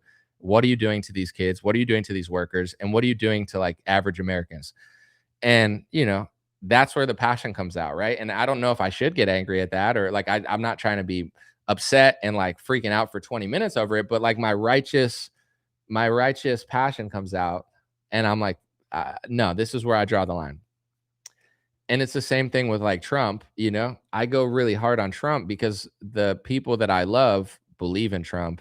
Trump is supposed to lead our movement. He's supposed to I was like, did something just leak or hopefully not. All right, anyway. Maybe it was just like a little like dust or something, but I was like, I hope my freaking ceiling's not leaking. The Illuminati's just gonna make it rain in my house. All right, I don't think it was, but anyway, yeah, I think with Trump, I definitely go super hard on him because I liked him for a while, but also I think he's the leader of the movement that would fix America, but he's not doing it, and he's just like attacking people that would do it, like Thomas Massey and Marjorie Taylor Greene. So it's this balance of like, everybody like, I'm not telling everyone to just sit around and sing kumbaya. Like there's going to be a time to be passionate and call things out. I guess everybody just has to pick and choose their spots and not like just rage about it. But like there's times where someone said Anomaly got DW weaponed. I mean, I hope not. I don't know. It might like my I don't know if I burn my eye or I'm just getting older, but sometimes I literally see like flies fly by and I'm like, oh shit. And it is a fly, but then other times I feel like I just see like, I don't know, like little like blurry, you know what I'm saying? Like I'm like, am I seeing things or is there something flying out? So maybe it was that too. It, but I think it was like a piece of dust or something. I just saw something like go down like that, and I was like, please don't be a leak or something. I gotta investigate, but I'll do it after. Bill Gates just jumps through my freaking like vent. I'm like, oh shit. And he's like, I just wanted to tell you about my new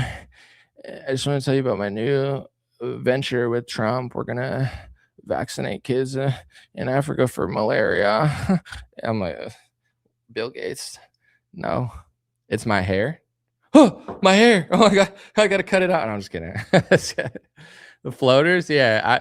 I've always had like perfect vision. I think I'm getting older, or I just like burned my eye because I had something in my eye that I had to like put a hot towel on, and I think I did it too much. I might have just like fucked my eye up, but like I see floaters all the time now, and I'm like, am I just old or did I burn my eye? Either way, it's like disappointing because I don't know. I like see shit all the time now. I'm like, what the it's like a horror movie. Oh, what was that? But here's the crazy part. like 90% of the time, it like is a fly. So then it's like freaking me out because I'm like, oh, it actually like is a fly. It's just like one time I was like, oh no, I'm seeing things, and then it's like a ladybug on my like wall, and I was like, oh, see, I'm not just like hallucinating. Vitamin K. Can I take vitamin K and my blurry eye thing will go away? Someone said the Illuminati is gonna make it rain in my house. LOL. Thanks. I'm glad. Floaters can go away. Well, that's good to know. Vitamin K. Thank you guys. I appreciate it. All right, I'm gonna look up vitamin K.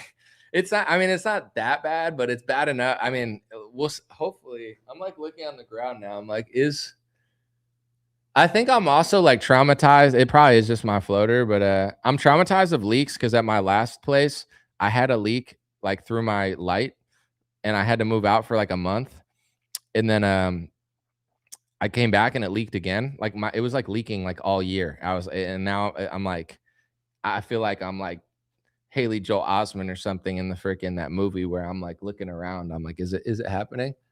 I feel like I do hear something now. I don't know. I'm not gonna let it ruin the stream though. You know what I'm saying? If my ceiling collapses, then it is what it is. You know, we'll just have to do it. It's a piece of hair in your peripheral. It could be, but I mean, we'll find out. I'm 90% of the time it's not just like that. It's usually like I do see something. I do have like, you know what I'm saying? I do have good vision, but it's okay. Milk thistle, clear your liver. Okay. Appreciate the health advice though, you know. I'll look into it. Leakophobia. Yeah, no, I definitely have that. Like, cause you hear it too. When I had a leak, like you'd hear it and then you'd like see it, and I'd be like, oh, and then they said they fixed it, and then it kept coming back. Like I see, I don't even like talk about my issues because that's like annoying. But like last year, I wasn't even in my apartment for 2 months. Like I had other life problems, like slight life problems. It wasn't that crazy, but like with that, like I didn't announce it, but like I had to move in and out of my apartment like 20 times because it kept leaking everywhere, and I was like, bruh, I gotta work. I got a job. I gotta talk about people on YouTube, you know so, but I don't know. I feel like that's unless it's a live stream and I'm like not doing that much, I'm not just gonna like sit and complain about my life on YouTube. I feel like that's not my job. I have a specific job here. So, any new music coming soon?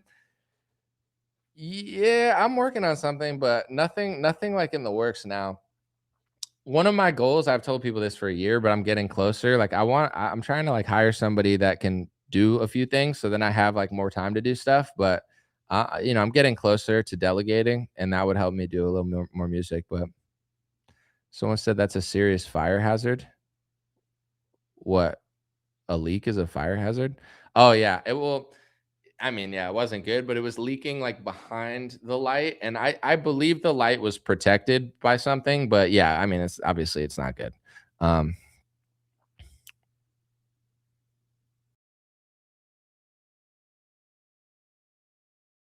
Someone said, so you're a Massey Marjorie Taylor Greene soundboard. Oh, I hope you people around for when EBS and confession vid. Come on, dude, you're gonna need bro, what?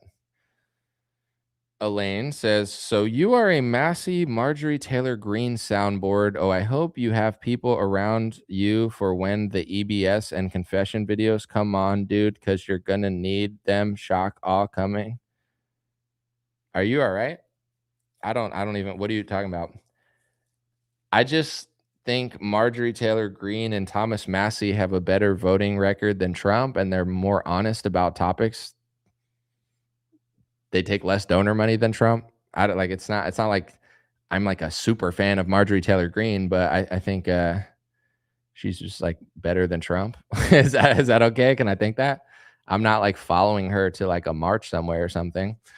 I don't even know if she is marching, but it's like you're gonna need the receipts for what? I'm not responsible for everything she does. I just like her and Massey better than Trump. All right, that was weird.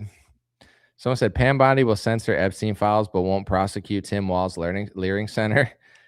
Yeah, I mean, I don't know the legal like to be honest, I don't even fully know exactly what happened in Minnesota because I didn't really pay attention to it, but like everybody seems to think it's a lot. in order to have a real opinion on it, I'd have to like watch all the stuff and then like figure out like what they could do about it. But it seems like everyone seems to think they have enough to do something, but she's not doing anything. So for me, it's like I don't even care. Like I don't even want to watch a video about it because it's like I get the gist of it. Like some kid uncovered a lot and they're not doing anything about it. That's the story of like everything. So, you know, I think it's easier to talk about than to do. So I think, like the prosecutors and Pam Bondi, I don't know what their process is or what they're working on or how many employees they have, but I'm sure they know about this stuff and maybe it takes time, but obviously I don't trust Pam Bondi, so I don't know. See, I seem a little ignorant about this, but when everyone talks about stuff for a weird reason, like I don't know why, but it doesn't. I don't feel inspired to cover this Somalian stuff because everyone's covering it. So I just assume that everyone who listens to me has either seen it or watched like 20 people who know about it. And there's nothing wrong with that. I'm not saying no one should cover it. I just think it's good. I'm more like, what are people not talking about that needs to be talked about? So I actually have value. I don't know that much about it. And I'm not on the side of the scammers, obviously, but it's like, can they go after scammers? Because here's what I'm just guessing. I don't know for sure, but I'm just guessing based on how everything works. If they actually, let's say the fraud is totally real, provable, everyone sees it, right? If they don't prosecute it, are they nervous that all their friends are doing similar stuff and that they'll get prosecuted under Democrats? Because Democrats will probably prosecute some Republicans anyway. So I don't know what they're waiting for or why, but that's the thing with like even Trump. Like you notice he defends Bill Clinton and stuff now with the Epstein stuff. I think they're using the Epstein stuff to hang it over Trump's head, and they're kind of blackmailing him. And I think Trump's hella nervous. So I don't like. Part of me thinks he doesn't want to do too much to piss off the people that once he's out of power are going to go after him. And it's like Trump, and that's what bothers Trump supporters about Trump is they want him to like have no mercy on the left. They have no mercy over you. But I feel like Trump is like way more nervous than Trump supporters are. Like Trump supporters like arrest this guy and that guy. And Trump's like, I'm friends with all of them, And then they're like, arrest them for health insurance fraud. And Trump's like, I just pardoned health insurance fraudsters. That's the issue. It's like everything that people want them to do, Trump has already pardoned people who've done more of that. So I'm not defending the people doing it in Minnesota. I'm just like, if they do it, then they do it and everyone's happy. Like if they prosecute them. If they don't prosecute them, it's probably because they can't, because they're also doing it. I don't know. I guess like that angle of it to me is like more interesting than that. And also, and this is not to say anything bad about it, because I hope it really is like an organic story that's really important and powerful, because that's awesome. But like when everyone talks about stuff and when I know certain people and they're kind of like pushing it too, it doesn't mean that it's wrong because I don't play opposite day. But I do have like pattern recognition sensors that go off where with this stuff, I'm being patient too, because it's like it came out of nowhere.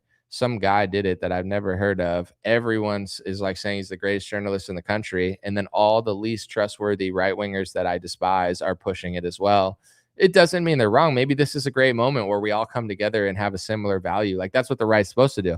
So I'm not saying it's anything else, but me personally, just letting you know, off record, but on record, because it's being recorded, I'm suspicious. I'm a little skeptical. I'm not saying I'm not in any way stopping what's going on, but I'm more like, I want to see where this goes in the next month or two, because something doesn't like it's not, something's not adding up to me. But that's, maybe I'm just overthinking it, and time will tell. But someone said, what's the definition of insanity again? Yeah, doing the same thing over and getting nothing.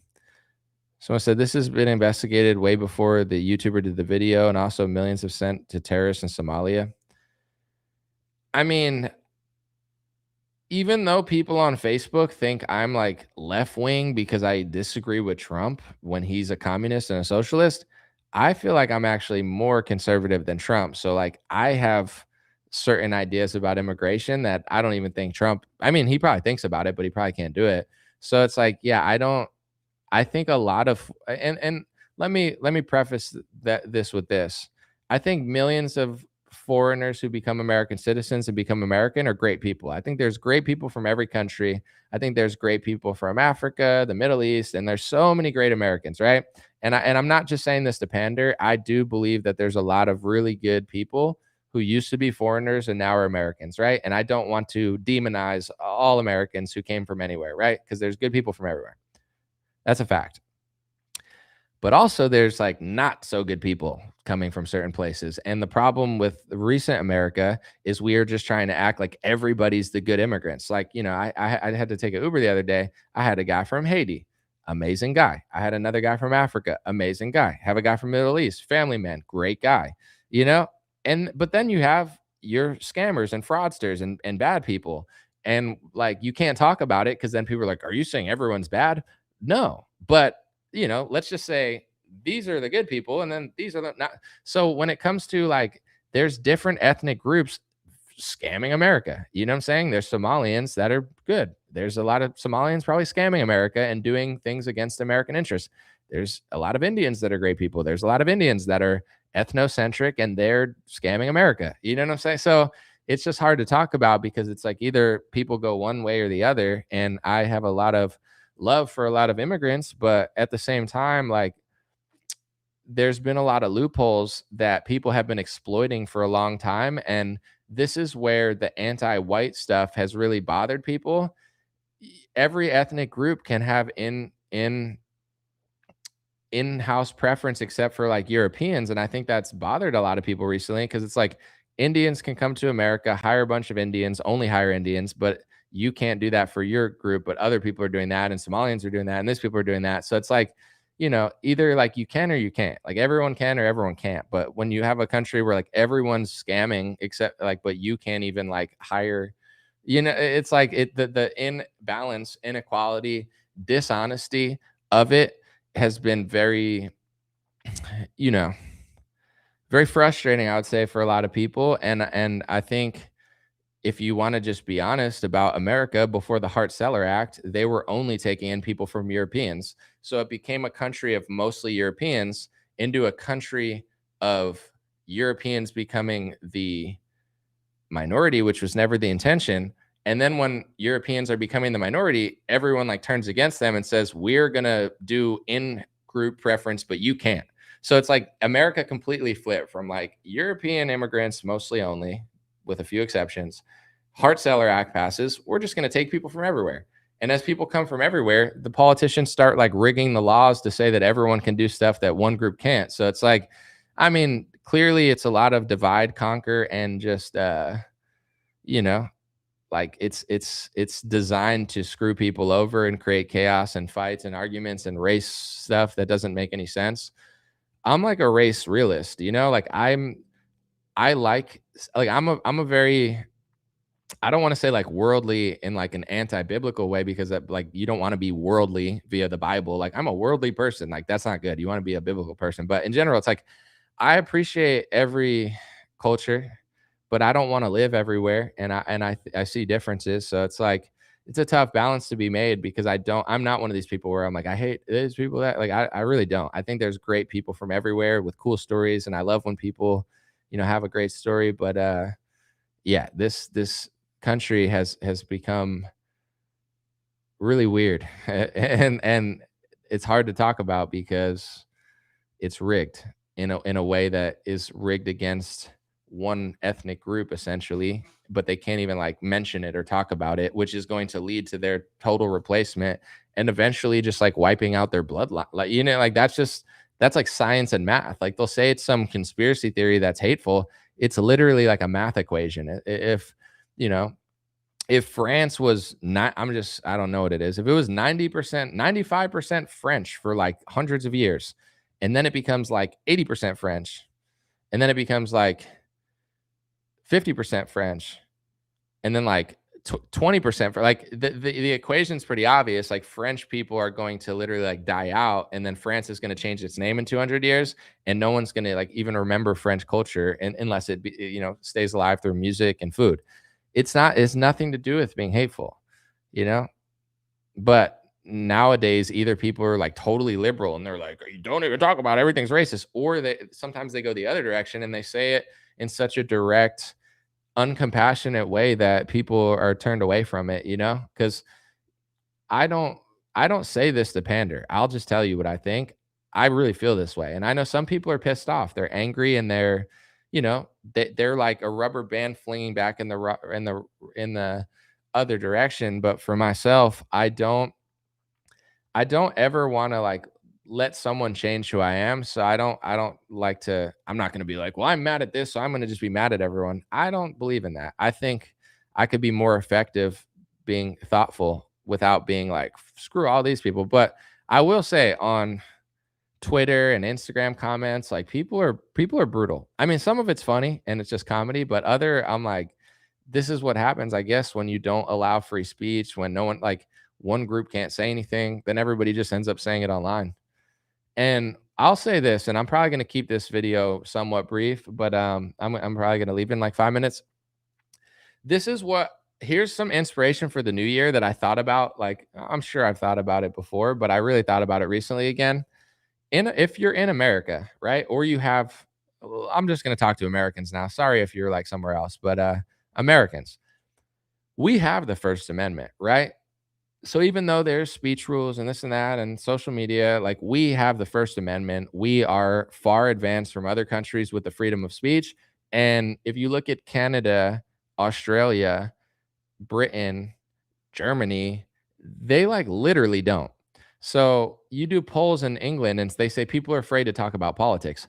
Obviously, you can go to prison for talking about it. In America, you might lose your job, you might lose money, you might gain money. I don't know. America's a crazy place. But you can still do it. Like there's a difference between and I'm not saying it's right because I don't think people should lose all this stuff, but there's a difference between like losing this and that in America, but still being able to say it and like going to jail or getting the police coming to your house. Like we have free speech.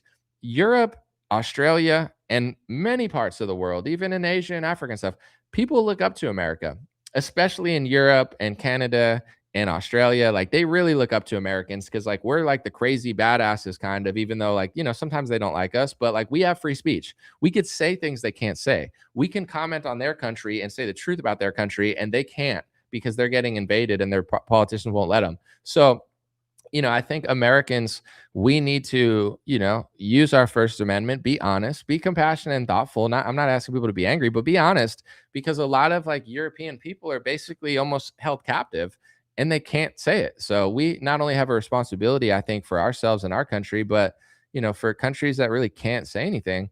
And I could relate to what Europe and Australia are probably like because during the pandemic, I'll give you an example. Do I have free speech in America during the pandemic? Yeah, I could say what I want. But is there a massive consequence? Like I not going to get into specifics, but because of my reporting, I really tried to not get censored because I was basically like I'm never going to lie, but I know what they're censoring. So if I could say the same message without getting kicked off of Facebook so nobody could see it, let me try to do this, right? So I was able to reach a lot of people during Facebook, but they took down certain videos. They stripped certain videos, they demonetized, like they probably overall through all the things they did, I don't know for sure, but like tens or hundreds of thousands of dollars that they potentially just axed for me because of, the games they were playing during the pandemic. So it's like, was I able to do great reporting? Absolutely. But like I had to tiptoe around everything or else no one would have saw my videos. Like, so it's like I didn't let it stop me from being honest, but it's like you can't say the word vaccine or they take it down during the pandemic. You can't say this, you can't say that. I had like 7 videos get taken down. I like it was nuts. Like I've that's what it feels like probably to live in the UK and France and Germany all the time where it's like you literally like can't do it. It's like you can, but then no one can see it. And it's like if no one can see my content, then what's the point of even making it? So that was a really big dilemma during the pandemic where I'm like, I'm going to report on this stuff. I'm going to talk about it. I'm going to get it to people, but I have to figure out ways around the algorithm because they're like not if I do it this way, they'll literally going to just axe everything. So it was like that's what Europe is now. Like they if they were like we're getting invaded, dude, the police might like show up to their door. In America, most people will be like, no, that's true. And then some people will be mad at it. But it's like, it's not, we have we're leaders, we're a lot of people in countries that don't have the First Amendment, they look up to America, especially now. And I do want to give thanks to Elon Musk, even though he's acting kind of weird now, and I don't really understand it, but like he did help the most, I would say. Like I understand the business behind Facebook, YouTube, X. Like I understand the algorithms, how they pay creators, who starts what trend, and who copies who. Like I'm very analytical. I'm really good at marketing and stuff. So Elon helped way more than Donald Trump. I don't even think Donald Trump really did anything, to be honest. He did some things, but like if you could like you could take what Trump did and Elon did for free speech. I would go on. I would say Elon did like 50 times more, buying Twitter, doing the Twitter files, exposing that, changing the algorithm, allowing people to say certain things, make money, bring people back, force Facebook and YouTube to switch because now they're losing competitive value against competitors. Elon actually really helped with what he did with X. And like you could say retard again. You could talk about pharmaceuticals more honestly. I mean, I don't know if that was Elon necessarily, but maybe like the pandemic's over and like they're all like, oh yeah, we made a mistake, our bad. But yeah, it's like this has been like a good 2-3 years for free speech on social media, and they've allowed the truth to fly. And I'll end on this too, because I could probably talk for a long time. There've been like people that I've met that are like, I don't understand why they're allowing everybody to talk about this stuff and allow like Nick Fuentes clips to go on. And some people think that they're setting us up or something for something, because it's like, why, like I guess their angle is like, why are they letting us do all this? And I'm like, I don't rule anything out, because I know after the lockdown and stuff, it's like crazy things happen. So you can't like poo-poo any theory. But it's like, maybe we just broke the barrier and they like had to let everyone speak freely, or maybe they're letting everyone talk for a few years and then they're gonna shut it down again like they did during the lockdown. Like I'm not really sure, and I'm not gonna pretend like I am, but like I'm just thinking like this is cool. They're allowing people to talk. I could speak freely. Everyone can like, not that I couldn't before, but you get what I'm saying. It's like there's a difference between speaking freely and getting kicked off of like 5 platforms and speaking freely on X and getting like 1 million followers like some of these people. So it's like, is it happening because we broke the barrier and forced these corporations to compete with each other and they have to let us speak? Or is it like, here's 3 years of total free speech and then we're gonna shut it down again? I don't know the answer, but something to think about. Appreciate you guys. God bless you. God bless your family. God bless America. God bless the world. Thanks for hanging out today. Very casual live stream, very chill. I haven't made a video in a while. I was seeing family for Christmas. So yeah, thank you. And I say this every year, but I will say this to end the New Year stream. Very grateful. I'm very grateful to be here. I'm very grateful. This has been a while now, almost like 8-9 years where this has been my business. So thank you to everybody watching, everybody sharing, everybody commenting.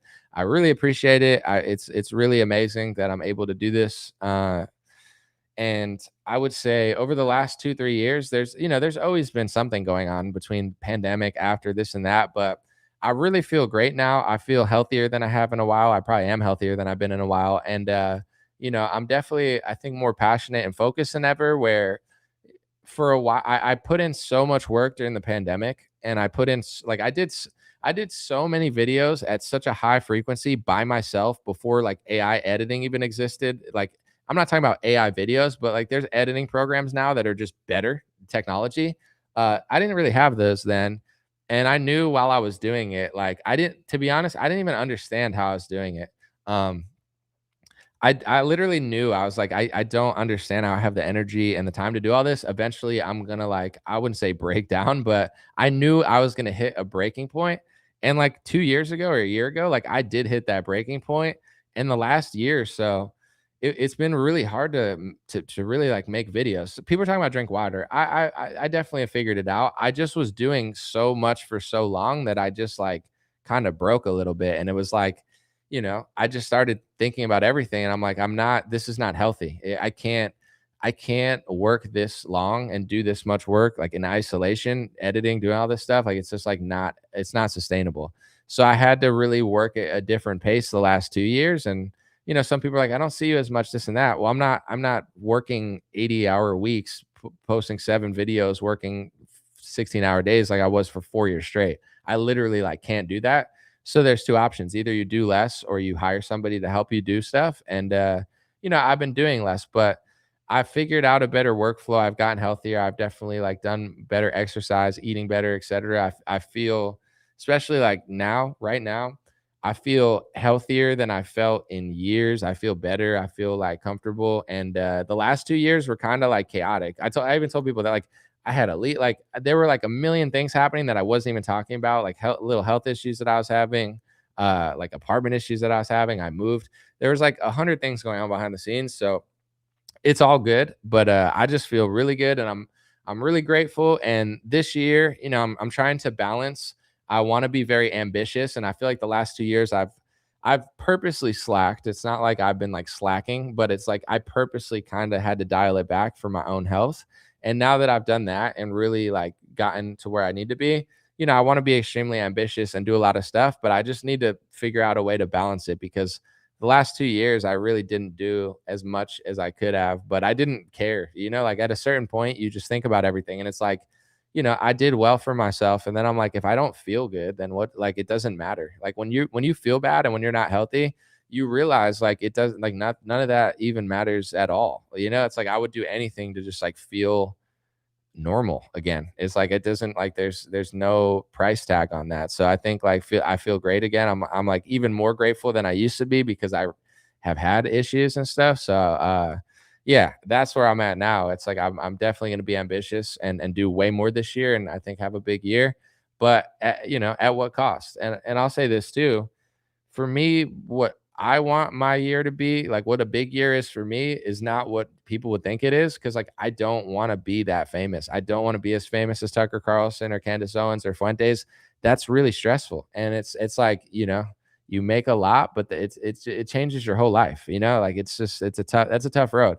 So it's like I'm at like a weird trajectory where I think like I don't know. When I talk to other people, they're like, "Oh man, you could do this and that." I'm like, "Do I even want to do that though?" Like, I don't even know if I want to do that. Obviously, I want to do better and do more, but I really don't want to get to that level. I don't want that. I don't think it would be fun, and I don't think it would be good, and I don't think it would be worth it. So it's like, how do I do better and do better business and do better videos, but also not like scale to that level? I don't want to scale to that level.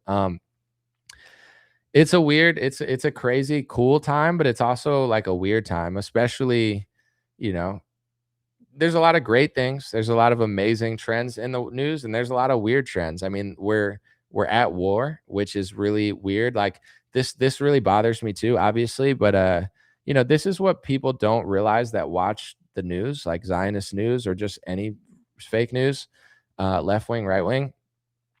They don't realize that we're at war, and they don't realize like what's going on in other countries and what's being normalized in Ukraine and Israel and Palestine. Like how many journalists have been killed? Like for a while in the world, it was like, yeah, we don't really kill journalists. Like once in a while, somebody will get killed in another country, but like hundreds of Dave Chappelle had a joke about it, but it's not a joke. Hundreds of journalists have been killed. So like when Charlie gets killed, obviously it could be a liberal, it could be Tyler Robinson. I'm not saying it's impossible. Leftists hate him. But at the same time, we're like people, this is what I thought about it like after it happened and I started thinking about it. I'm not saying Tyler Robinson didn't do it, but I want to see more evidence. I'm not really sold on it. But at the same time, like we're not at a peacetime. Like it's not that crazy to think that people who are killing hundreds of like this is the reality of the thing. Like Ukraine is attacking Russia. Russia's attacking Ukraine. They're drone striking each other. They're trying to kill each other. Palestine and Israel killing. Like this is what's going on. Venezuela, Trump's killing people. Like we're in World War III right now. You know what I'm saying? But nobody even knows it because we live in 1984. We're in World War III. It's not about to start. Like a bunch of Republican and libertarian influencers are like, oh, World War III might start soon. It already started, bro. You look at World War III, it's like just because they're not fighting on your soil, it doesn't mean it didn't start. Like it doesn't have to, the whole world doesn't have to have ground battles for a world war to start. That's not how it works at all. It's already started in Ukraine, in Palestine, in Israel, in Russia. It's about to start, Taiwan and China is going to escalate a little bit probably this year. Trump escalated in Venezuela, like it's already happening. And you got to understand too, we don't live in the early 1900s. They're not fighting like, oh, it's not a war unless someone rocket launches someone in America. Like that's not going to happen. And I don't want to scare people, but if they're doing stuff in America, they're probably not going to tell you about it because they don't want to freak everybody out. And they also don't want to embarrass themselves, like letting you know their defenses. So it's like, think about what type of technology they have right now. What could they possibly be doing? I'll give you an example because I was just talking to somebody about Lyme disease, and most people think that started from a lab and it was supposed to be like a weapon against another country, and then it leaked in America. There's these random ticks now that bite you, and then you can't eat meat. Did that just randomly start happening? Or could another country be sending like, parasitic ticks into America to kill us and weaken us? You know what I'm saying? Like, I don't want to freak people out because, to be honest, I don't even want to think about this because I want to have a good year and not like be paranoid or anything. But like, this is the world we live in. You know what I'm saying? Like, they could be attacking us now and just no one would know about it because they're not just going to like blow up a drug boat or something. You know what I'm saying? Like, that's like Trump stuff for Venezuela. So until this all stops, like the reality, oh, we're not at war. Trump deserves a Nobel Peace Prize. For what? Israel killed hundreds of journalists, tens of thousands of civilians. I'm not saying they didn't get attacked. They obviously did get attacked, but I'm just saying like that's the reality. In Ukraine, what they're doing with Russia and the amount of people dying and like the ethics that usually they follow that they're not following in all these countries, no one gives a fuck right now, And Americans are so stupid and brainwashed by media where it's like they're like, oh, they only don't care over there, but the people that don't care about those countries, they care about me because I have a 401k and I watch television and I watch Fox. It's like if they don't give a shit about other countries and they're doing this in other countries, they don't care about you. Like, why? They actually hate you even more because like when you like if you talk to somebody who supports Ukraine and you're like, I don't want to fund them, not everyone, but they like freak out at you because their people are dying. So they start getting mad at you and they're like, who the hell do you think you are to not? We're at war. They don't care about you. They want you to suffer too, and they want you to fund it because they're desperate right now because they're people are losing lives. Journalists are so. I'm not saying that that's necessarily what happened, but it's just like it's not a peacetime. We're not at peace. Trump doesn't deserve a Nobel Peace Prize. Biden certainly doesn't deserve one, and Obama didn't deserve one either. But World War III is underway now. Trump is not ending it. He's involved in it. And to be honest, I actually, and maybe I'm an idiot, but I actually think Trump probably does want to stop it, but he can't. And I said this 7 months ago. I hate to just keep bringing it up, but I was right then, and nobody sees it ever for some reason. When Trump did that whole Zelensky gotcha moment where like he was like, you don't have the cards, Zelensky. Everyone thought it was so based, and Trump's like showing Zelensky what to do. That was for the cameras. Trump doesn't have the cards because him and Zelensky have the same handlers. So even though Trump said that, the war didn't end. Is Trump holding back a little bit? Sure, maybe, but a little bit doesn't like it doesn't matter that much. Like it's like Trump can only do so much. And let's just say he actually does want to stop the war, which in some ways I think he does. He like can't, and that's not then like if you don't want to be mad at Trump for it, I'm not asking you to be, but like understand, like you can't just keep dancing to the YMCA and being like, we're at peacetime. He deserves a Nobel Peace Prize. He stopped all the wars. We're in World War III. What are you talking about? Trump can't stop it. He's not even in control of the country. Our country's like a conquered nation, and Trump is just like a puppet who can like put up gold signs that put him in Andrew Jackson's like that's what an idiot Trump is. He's posting this stuff about Andrew Jackson, and he inserts his own name into the plaque. Dude, I don't even care about left wing, right wing. Like obviously I'm more right wing, but it's like, do you realize how insane it is to take somebody from hundreds of years ago and put your name in their plaque when explaining them? Trump is an idiot. He's a buffoon. He's an imbecile. He's like a embarrassing court jester. Imagine if I was like, Andrew Jackson was this and he's a hero of this, but he's kind of like anomaly because I was really smart and he was really smart. Who the fuck does that? Trump is like such an idiot. He's like the most humiliating, emasculated idiot. Like, and then people are like, I get it. He's like Trump. Do you know how stupid you have to be to think that a president from the 2000s should insert his name into the biography of Andrew Jackson? Like, that's what an idiot Trump is. That's all he's doing. He can't stop the war in Ukraine. So he's like putting his name in an Andrew Jackson flag. It's literally insane.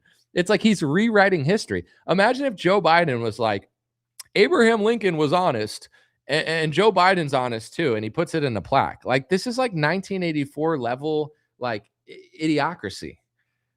And that's Trump. And then people, well, he's not Kamala. Yes, but it doesn't, like, yes, he's not Kamala. I voted for him, but can we be honest about it? Can we call a spade a spade? Or no? Everyone has to say a spade is a diamond, and a diamond, like, it's 1984 world. So, it's like we're not at peacetime. And I'm not saying I don't want to scare people, but what I want people to realize, and I guess what my only thought is, in order for peace to come and in order for American success to come, you can't just keep chasing the tail. You can't just keep Charlie Browning the football. You have to be like, listen, I realize Trump's not in control. I realize he's not doing that much. And, I'm going to call it out. And then I think they would have more incentive to actually do something. But if everyone's sitting there saying Trump deserves a Nobel Peace Prize because he stopped all these wars when we're literally involved in World War III right now, and it's, and to be fair, it's easier said than done to stop a world war, essentially. Like, there's moving parts, and maybe Trump thinks if I play my hand hard in Venezuela and here, then I could stop them in Taiwan. Like, a lot is boiling over right now, and like, it's easier said than done. I'm not asking him to do nothing, but eventually, like, we need to, if we're a sovereign country, like, we need to be honest about what's going on and just be able to talk about it. But when everybody just like sucks up to Trump, they have no incentive to do anything different, because it's like, dude, these people, I can do whatever I want to them. So at least for us, it's like, hey, I don't want to be at war, but if we have to be at war, why do I have to pay 50% taxes and send them to Zelensky, and then someone gets caught and then flees to Israel? Like, what's going on? Why are you stealing my money? Why are you sending to other people? Why are you not, like, why is crime so rampant here, but you go to overseas to like Asia and it's like how America used to be? Like, we're getting the short end of like every stick. Like, what's in it for us? What if we were at war? Like during World War II, everybody believed the war because America was still awesome. So they're like, yeah, we're fighting a war, but we're fighting it because America's awesome. How could you possibly believe this is for us now? Just like observing how everything is. Like, clearly, it's not like World War II. Like, everything's awesome, everyone's crushing, but we got to go to war. It's like our country and our allies countries in Europe are like rapidly declining and definitely becoming a shell of themselves.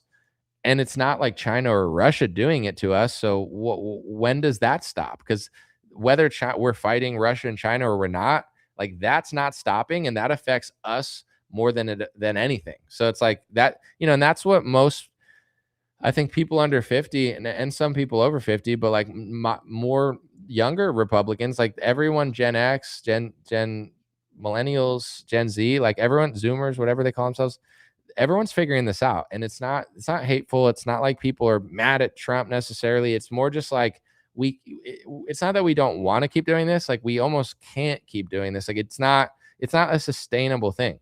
When Elon came in and he said this debt's not really sustainable, and then Trump like ran him out, basically, like, shut up, we're going to print trillions of dollars. And Elon was like, you're in the Epstein files, and he ran away and did like ketamine or whatever. It's like, it's that's what happened. Like, I think people need help, like, in the sense of, if the American public is behind good people, that's why I go so hard for Thomas Massie. I don't agree with everything he says, but he's the best person in Congress. He's one of the only honest people in Congress. We can't have our leader attacking him, because if he leaves, the next guy's going to be a puppet. We don't need more puppets. We need less. So, that's just really my thing, is like, we have our First Amendment. We have to be honest about it. And I'm not asking people to panic or get flustered, but there's a lot of progress being made. And that's why I say what I say, because I think, if you just assume it's going to be done because you like a politician, they're never going to do what you want, because the pressure that Trump is facing is not coming from MAGA. It's coming from his donors and his handlers. Their pressure is way scarier than ours. So Trump does what they want to do because he has to. But do you notice, like, the Epstein files are a perfect example, right? The Epstein files, Trump would have never put them out. He doesn't want them out. To be fair to Trump, there's going to be a lot of people named in it that probably didn't do anything. But what the American people want is to know what the hell was going on. Because like, oh, he was trafficking, but to nobody, and it doesn't exist, but it does like they won't tell you what Epstein did because Epstein's doing what a lot of them are doing. And I'm not even talking about the sexual stuff. I'm talking about like who he worked for. So it's like there's a big story that relates all the smaller stories, and it's like, what's going on here? The big story that brings them all together is what they don't want to tell you because they're doing similar stuff. They're working for similar entities. So they like Trump doesn't want to show you. But all this disclosure, the only reason it's happening is because the public and the politicians are pushing for it. And then you notice it goes from like the Epstein files are here, it does exist, it doesn't exist, it's on my desk, it's DC Drano's got a binder, and then like goes away. It's back. It's only coming back because everyone's pushing it. You go to Trump's comment sections on Instagram, his entire comment section is about the Epstein files. He has to do it, so he's doing it. If no one cared, he wouldn't do it. What I'm saying is that the Epstein files are one thing, but this should apply to a lot of stuff. If everyone acted this way as the American public, even if liberals didn't understand it, let's just say all Republicans or 80% of Republicans or even 50% of Republicans or maybe even 40% of Republicans knew what was going on and used their First Amendment voice for nonviolent, peaceful protest in the form of just talking and not being a fool, they actually have to do stuff. You know what I'm saying? Like Trump hates that the Epstein files keep coming up, but it's not going away. And that's not a bad thing. That could be applied to everything. And then he feels like he has to do it. But what MAGA doesn't understand, and I've been trying to explain to them for like 6 years now, is that I'm not saying Trump necessarily like hates you, but he talks to donors and billionaires. Like he cares about what they say. He doesn't care about what you say. You know what I'm saying? Like I'm going to do a deal with Pfizer, $1 billion in Toyota. He's talking to the bigwigs. He doesn't take you seriously. If you say, I want peace, and Miriam Adel says, yeah, well, I want this, and she gives him $100 million, he's not going to listen to you. You know what I'm saying? But if you actually matter, and by mattering, you can't just like suck up to him. You have to be like, wait, I voted for you. I support you. I'm not going to support you and I'm not going to vote for you. Or now that the vote doesn't matter for Trump because he's in, I'm not going to support you if you don't do this. He would actually have to do it because he likes to be loved. He wants to be popular. If he becomes wildly unpopular, he's going to go to his donors and be like, listen, you're making me look like an idiot. I have to do my own thing. And then they're going to get really pissed at him probably. So he always listens to them because they're way scarier than you, you know? And I'm not saying you have to be as scary as them, but scary in the form of just paying attention. You don't even have to like get angry at all. You just literally have to pay attention. The Epstein files are the perfect example. Everyone cared. Everyone wouldn't drop it. It was bipartisan and nobody's letting Trump off the hook. And he's doing it way more disclosure than he wants to. And it's really bothering him. There's 20 other topics that we could like achieve so much if we don't even need liberals. I mean, it would help if they weren't retarded, but you know, if MAGA just paid attention a little bit and like actually like when I post, well, Anomaly, why I don't get it. Why are you mad that the DHS posted that 100 million like deportations would be a dream come true?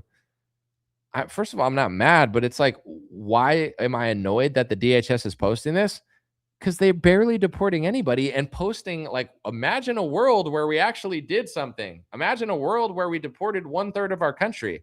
It would be like me being the Department of Homeland Security and being like, imagine if I cut down every tree and put up chocolate mousse trees and all the kids could go eat the trees because they were made of chocolate. It's like, who the fuck cares? You're the Department of Homeland Security. You're not like Willy Wonka. You're not Roald Dahl, like, you know, writing like a children's book. You're not Shel Silverstein, where the sidewalk ends. Like you're the Department of Homeland Security and you're not doing that. So who cares if you talk about it? That's my whole point. And boomers like don't get it. They're like, it's a dream. I have dreams too. I'm Martin Luther King. I had a dream that one day I would pay zero income tax. I don't give a shit about like Trump could post about I'm going to cut the income tax. That's not what I heard, you know, from the IRS. So it's like, do it and then I'll be impressed. But if you talk about it, who cares? I'm going to deport 100 million people. Yeah, you're going to deport 100 million people. There's only going to be 200 million people here. It's never going to happen. Like, it's like, what?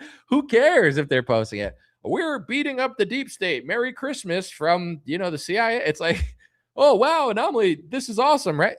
Who cares, bro? Like, if Trump says he's fighting big pharma, but then he like hangs out with Bill Gates and cuts socialist deals for Pfizer, who cares what he said? That's the disconnect. Like, falling for all these, it doesn't lead anywhere. I'm not asking for people to act crazy. I'm simply asking for people to pay attention and call it out. I truly believe they would do more if that were the case.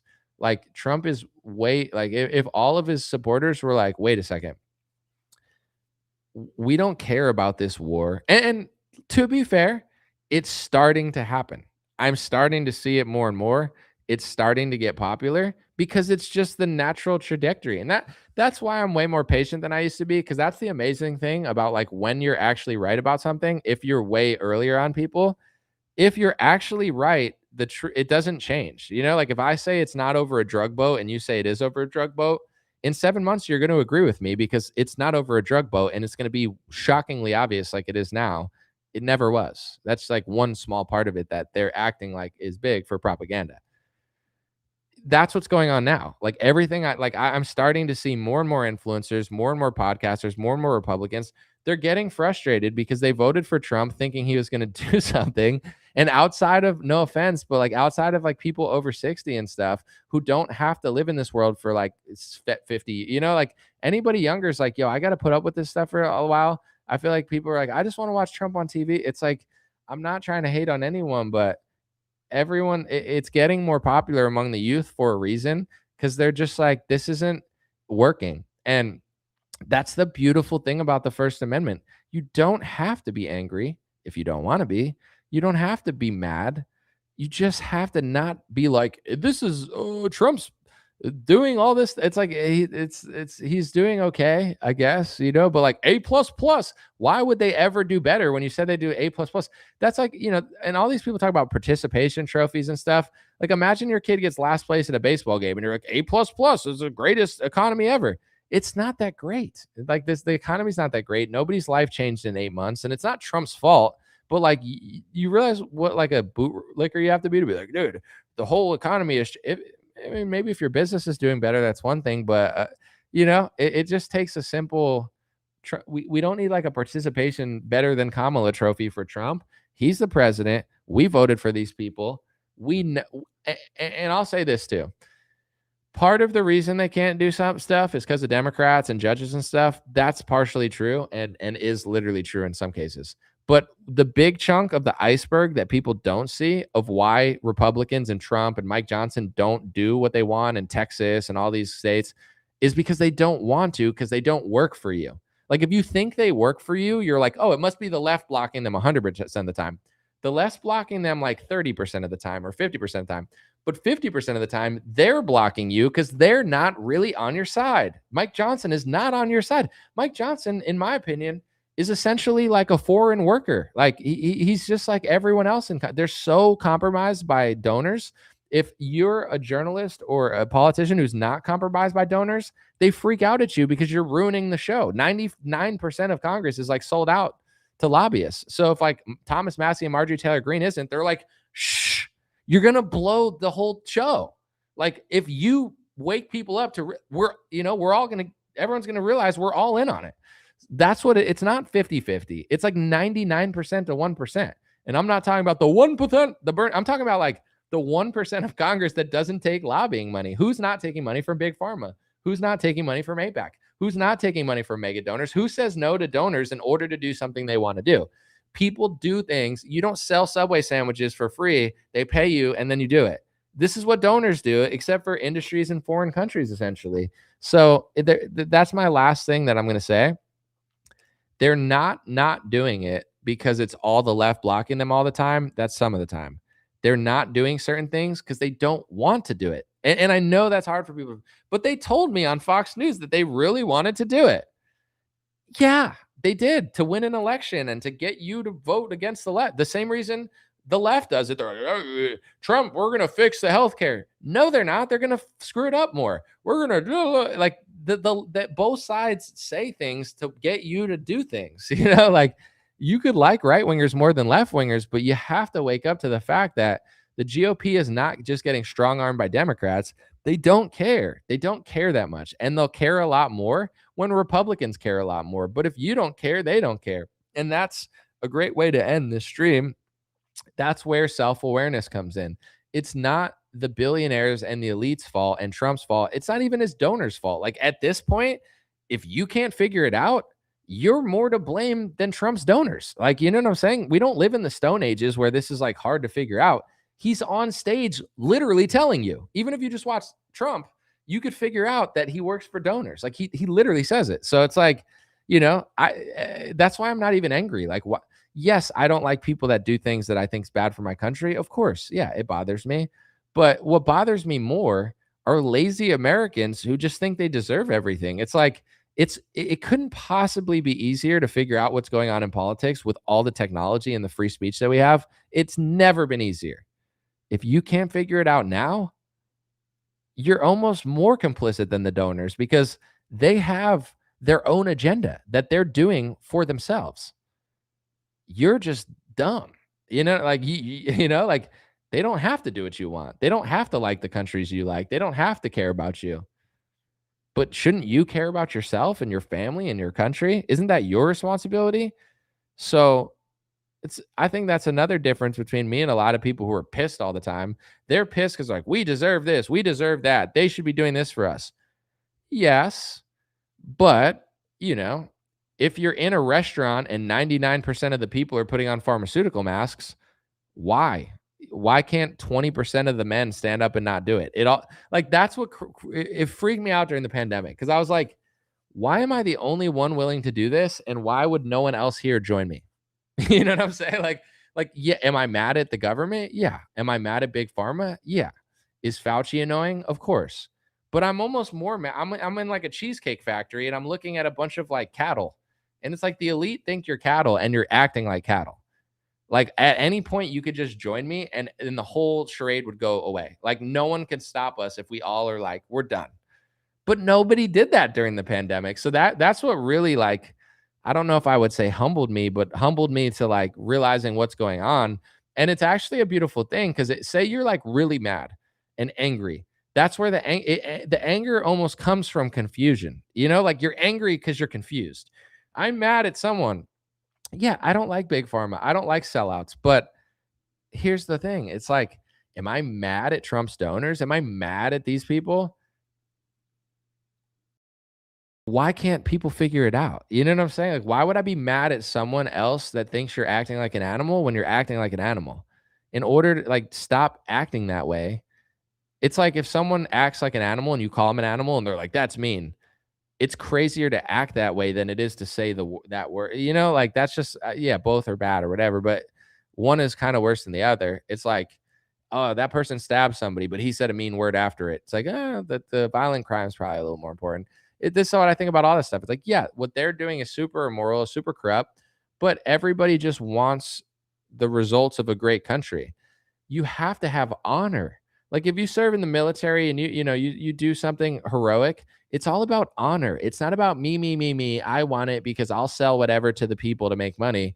Then you're just as bad as Trump's donors. You know what I'm saying? It doesn't mean I hate you or anything, but it's like, why can you do something that's immoral and horrible and do work in an industry that's bad for people and you know it and you make money, but then you're going to sit and complain about a donor who does it? No one's perfect. Everybody makes mistakes. Everybody sins. But one thing that I could speak clearly about this is I never did that. I never sold out when it came to the music industry. I never sold out when it came to the news industry.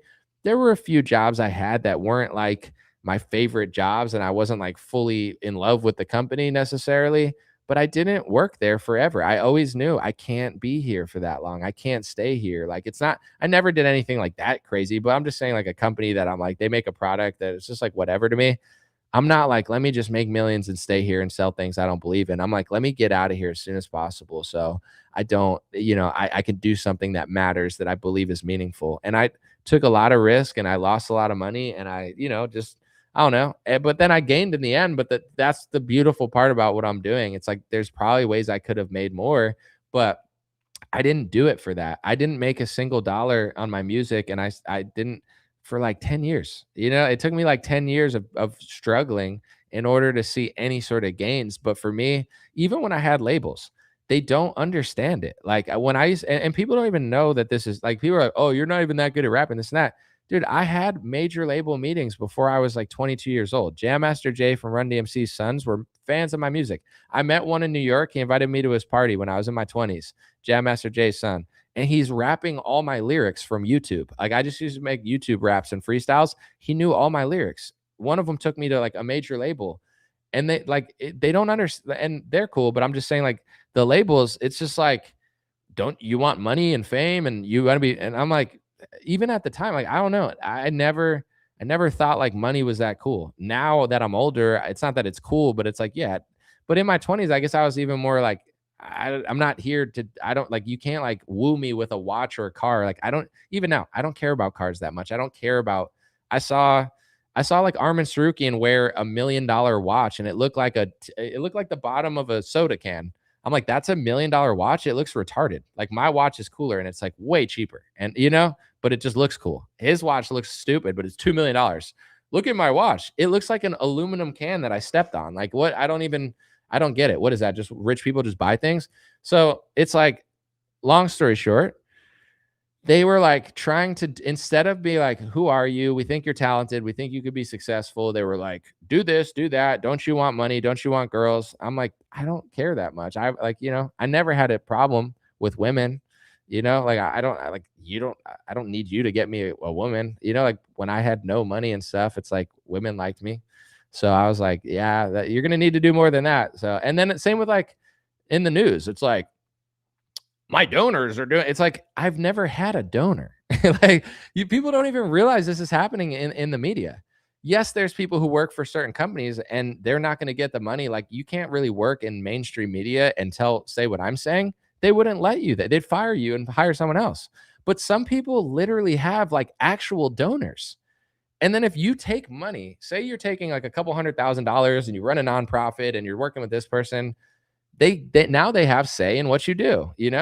And I talked to, I'm not even going to say who, but like one company was they hit me up and they were like, hey, will you run an ad for like $2,500 or something, or $2,000 or $3,000? I don't remember, between $2,000 and $3,000. And they're like, we want to run an ad with you. I looked at the company, I looked at the app or whatever. It seemed ethical. I was like, yeah, no, I'm not against this. I was like, oh, I'll do it. Yeah, sure. And then I'm like, I make a video, right? Like an Instagram reel that they're going to pay me just to put their name at the end or something, like $2,000 to $3,000, right? For literally like 20, 30 minutes of my work. So I show him my video and the guy starts saying to me, well, what if you did it like this and that and this? And then I'm like, bro, shut the fuck up, And then I ruined the deal immediately because I'm like, bro, I'm not that desperate for $2,000 or $3,000. I wouldn't even do this for $1 million. Like I'm not. I can't be bought. It doesn't matter how much money you have, but it's just like, here's a video. My video is awesome. Like he was like, I'm gonna pay you to do this ad, but now I want to be a director and I want to be an influencer and I would do it this way. And I literally like email. I'm like, then you go make an Instagram page. And he's like, oh, and I'm like, I don't have time for you trying to tell me what to do, bro. Like, and then I never get that deal. And then I've seen like 10 other. It's it was just annoying. I'm like, bro, I'm not looking for journalistic suggestions. Like this is the video I'm doing. If you want the ad on it, you can give me the money and I'll put the ad on it. But if you're gonna try to like micromanage me, it's not worth it, bro. I wouldn't even do it for $20,000. So if you're trying to do it for three, go away. That's how I talk. Like that's how I act. But most people, they'll do things for money. That's like a couple $1,000s. What do you think people do if they get $100 million? On Facebook, people say, Anomaly, you're sold out.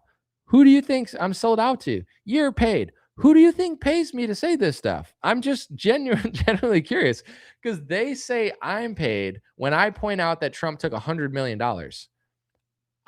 Maybe one day I'll see that much money. Probably not. I'll probably never see $100 million or even close to it. I mean, who knows? I'm not trying to like rule it out or manifest it out of my life, but I don't even want that much money, to be honest.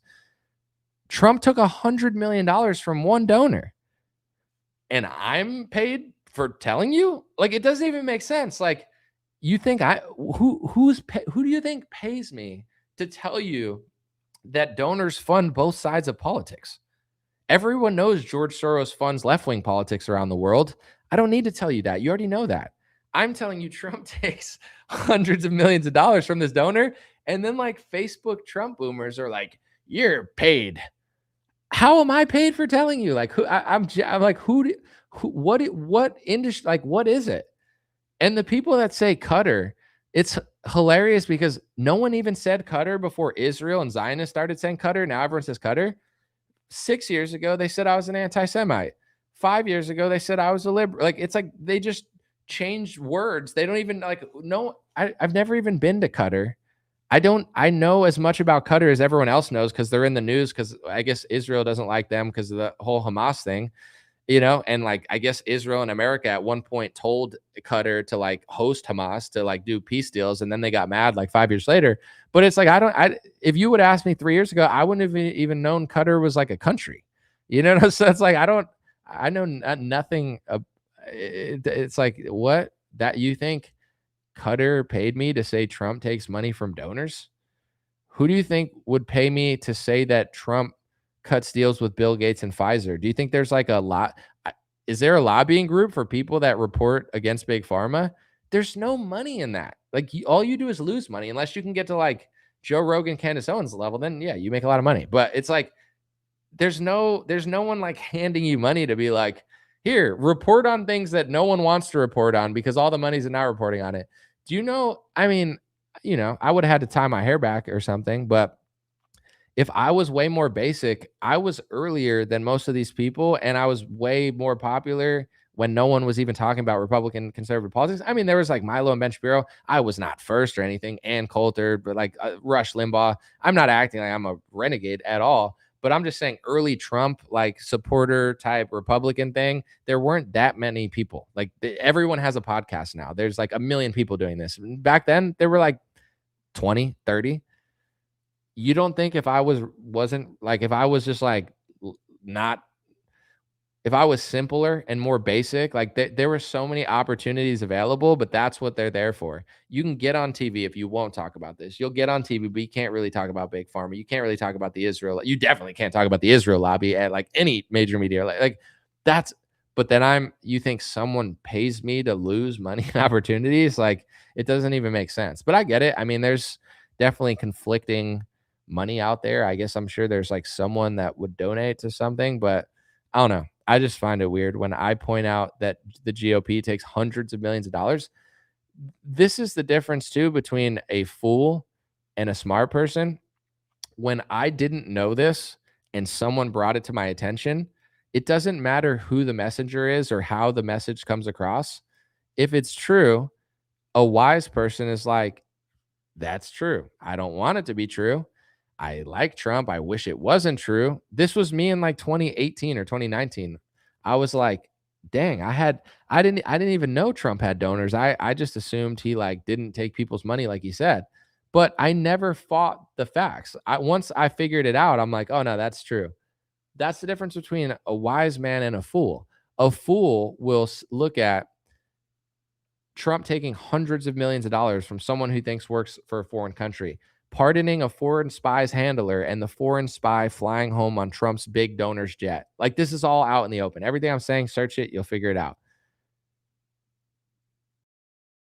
If you look at that and you're like, no, no, no, no, no, no. I don't want to know about my politician taking hundreds of millions of dollars. I'm going to point to this YouTuber that told me that and accuse him of selling out, even though Trump's a billionaire who has dinner with Bill Gates and this guy has nothing. It's like, dude, at least if I was like Matt Getz or something and like my family was in like, it's like, you're mad at me for telling you. You're going to accuse me of what Trump's doing because I told you Trump's doing it and I proved it and you hate that it's like, I don't know. It's like it's very foolish. It's not. I don't even take it personally. It's not like my feelings are hurt. It's just like dumb. When people say that to me, I just think it's funny now. I'm like, you're just dumb. I'm not mad. I'm not angry. I'm just almost in awe. I'm like in awe. I'm like, how could you look at this and then just like reject it and be like, it's you doing it? Literally not true. But if you want to lie to yourself, and this is the psychology of why you can't just get mad at donors and stuff. Because if you're willing to lie, believe lies, reject truth and accuse others of what you're doing, isn't that what you don't like the left doing? Isn't that what you don't like about rhinos? So what's going on here is very spiritual. It's like it's not even left versus right. It's not even like I watch this and I watch that. It's spiritual. Do you have self-awareness? Do you have are you an honest person? Do you want to know what's going on, or do you want to just pretend like you know what's going on? And that's where a lot of people don't baby the right anymore. It's not that they hate the right more than the left or they like the left. It's just so many people are just so disappointed with the right because so many people thought the right was smarter and had self accountability and pulled themselves up by their bootstraps. But you realize the psychology, like if I were a psychologist or a clinic trying to help somebody, like I'm unraveling politics and I'm like, you say you want lower taxes and you want the wars to stop and you like Trump, but when presented with the truth, you reject it, freak out at good people. You're mad at Thomas Massey because Trump told you to be, and you're angry at me, but you want all these things. Like you look to me like a baby, like a baby brain where it's like goo goo gaga. Like you're like 70 years old with a baby's brain. It's like that's why I say Trump is Trumpy Wumpy. And getting in the way of like Trumpy Wumpy is like, you know, a baby watching the Teletubbies and they like throw their Gerber food at you. That's like a Republican boomer that loves Trump. It's like they're you want all these things and you hate the left, but you literally are the left. Like, you know, you are almost as foolish as the left. And I don't talk to as many liberals as perhaps I once did, but anytime I do, you know, not always, because there's some open-minded people and that's always great, but it's like it's the same sort of closed-mindedness where they're like, I'm right. I don't listen to anything. I'm not going to listen to what you say. I'm just going to tell you what I know. And it's like it's the same. Like I see it in the conservative and the Republican. That's annoying is that they have no self-awareness. They're not honest.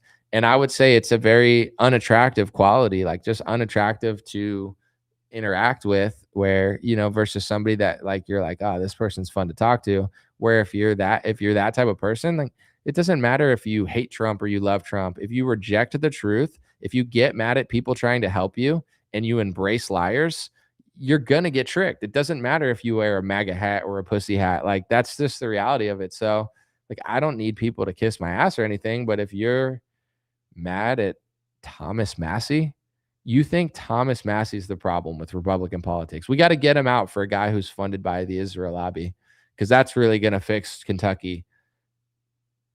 I'm sorry, but you don't deserve a country at that. Like, you know, I want a good country, but I'm going to kick Thomas Massey out. And this guy who is just like Mitch McConnell, but Trump and Miriam Adelson like him, that'll fix the rhinos. Am I supposed to be one of these Republican newscasters who tells you, yes, patriots, you deserve the country you want? I don't think so. I wish we deserved the better country, but it's beautiful. I'm at peace. I feel like a monk right now because I'm at peace. It's beautiful understanding that we just have to change ourselves. You don't have to get mad. You don't have to stand on a corner. You don't have to get mad at Republicans. You don't have to get mad at liberals. You don't have to yell at Fox News. You don't have to scream at Somalia. You literally just have to sit there and be like, "Oh yeah." And it's not going to happen, but if like 30% of people had that self-awareness and we're like, "Oh, I do that." It would be like if I was doing something wrong like every day at work and like, you know, someone came over to me and was like, "Hey, if you don't fix this, you're never going to finish your project cuz you're literally doing it wrong." And I was like, "No, I hate you. I'm going to talk to the guy who says I'm doing it right." And then I spend 50 years doing nothing. It's like that's what's going on in politics. It's quite the tragedy. You know, it's quite the like that's what people are doing. They don't see it. It'd be like playing basketball, and every time I play, I double dribble, I travel, I shoot at the wrong basket. I don't even know the rules. And someone said, "Hey, if you're going to play competitive basketball, do you want to learn how to dribble the ball? Do you want to learn how to shoot? Do you want to learn the rules cuz you're going to lose literally every game cuz you're the worst player I've ever seen because you literally don't do anything right. You don't even know how to play." And I was like, "I don't want to know how to play. I just want to do it wrong forever." All right, you know? And then a wise person's like, "You know what? it's hard to admit this, but yeah, I don't know how to dribble. I don't know how to shoot. I don't know what the lines mean. I don't understand how to score. I don't know how to play defense or shuffle my feet. And then someone shows you and you're like, "Oh, thank you for showing me. Now I'll learn that."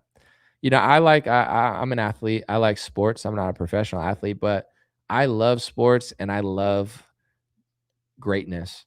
And in certain things that I play, I've noticed that an edge that I think I have is like, there's definitely things I could do better, but I like I like getting better. I like seeing how to improve. I like being challenged. I'm very honest. I'm like, yeah, these are my weak points. This, and this. If you never admit what you're weak at, then how can you make it better? That's politics. Doesn't Watching other people doesn't matter. Like how? Oh, talk about this current event 7 days a week. For what? For views? For ratings? For money? Sure, I'll talk about things. Oh, look at the news. Oh my God, the boat. But it's going to be the same story in loop. And I've seen so many people this year, and I'm so grateful for it. Or last year, I guess, 2025. Anomaly. You were right. My bad. I got really mad at you. I'm not mad anymore. You were right. I didn't want to believe it about Trump. I don't know how I didn't see it. I did do that. I didn't understand how like it. That's great. That's awesome. But that's all it is. You can't expect good results if you're willing to get tricked, and you get tricked by not being honest with yourself. If you know yourself, no, like even myself, I'm a very flawed person, like everybody on earth. Unless you could find someone that's like really not flawed, that would be awesome. But I know who I am. You know what I'm saying? I know what I didn't do right or what I can improve. And I always hope to improve. And I think I've definitely become a better person in my 30s than I was in my 20s. Like I was just like dumb and underdeveloped, or I was immature in my 20s. I think like way too immature. Like people in their 20s used to be really mature. My generation, I think that's a huge flaw of ours. Like we were like, they're like, go listen to rap music and go to a city and go to college and like I was and go in debt. By the time you're 28, you're like, dang, I was like retarded. But no one told me. I don't know. They just like threw us out to do it. I guess whatever. Um, but yeah, if you know yourself, no one can like tell you anything about it. So that's politics. Hopefully, people think about that this year, and a lot of good trends. A lot of good trends last year. I mean, obviously, a lot of not good trends, like politically. I really obviously don't like war. It hurts seeing anybody innocent or any sort of conflict. It's like, what are we fighting over? We have technology, we have drones, we have cell phones, we have planes. What are we fighting for? What are countries still fighting for? It's so embarrassing. It's so not good. But the world is not a perfect place. And besides that, and besides Trump just being a total cuck for a foreign nation, who said that? Anyway, it wasn't me. Um, a lot of people are waking up. Social media is allowing a lot more unfiltered content and First Amendment friendly content. And more people now than ever understand the big picture than they used to. And the numbers are growing rapidly. So, I wouldn't say it was like the worst year ever or something. It's like that's Earth, Earth is a flawed land, and there's always good and bad, and sometimes things have to do trajectories in order to get great results. And I think amongst all the chaos and like the weird disappointments from Trump, I think there were equally great trends in awakening consciousness. I think like the health movement is like strong as far as like people's awareness of what's going on. So hopefully the good trends continue in 2026, and I hope I'm a part of the good trends. I like to think I am. Most people seem to think I am, and there's definitely some people on Facebook that like Trump more than I do that think I'm definitely not a good influence, but that's okay. Everyone's entitled to their opinion. Appreciate you guys. God bless you. God bless your family. God bless America. God bless the world. Thanks for hanging out today. And I really, I would say at the grace of God, I hope to be very active, successful, and, you know, have more for you this year and better for you this year. That's the goal. It feels that way, but no, nothing is guaranteed. So I'll just take it day by day. But appreciate you guys. thanks for hanging out. This was fun. And, my goal for next year is to do more 10 to 20-minute content that's jam packed with information. And those seem to do really well on YouTube now. I'll try to do more reels. And then also, I'm going to do more live streams like this, but I'm going to try to do a ratio of like 3, 4 like really good videos that get more views that people like actually like to watch and stuff, and then do like a live stream a week or 2 a week or something for people who like this. So we'll see. That probably won't work on that time frame, but that's the goal. God bless you. Thank you. Someone said, whose cocaine was it in the White House? Your guess is as good as mine, my guy. Everybody knows who they think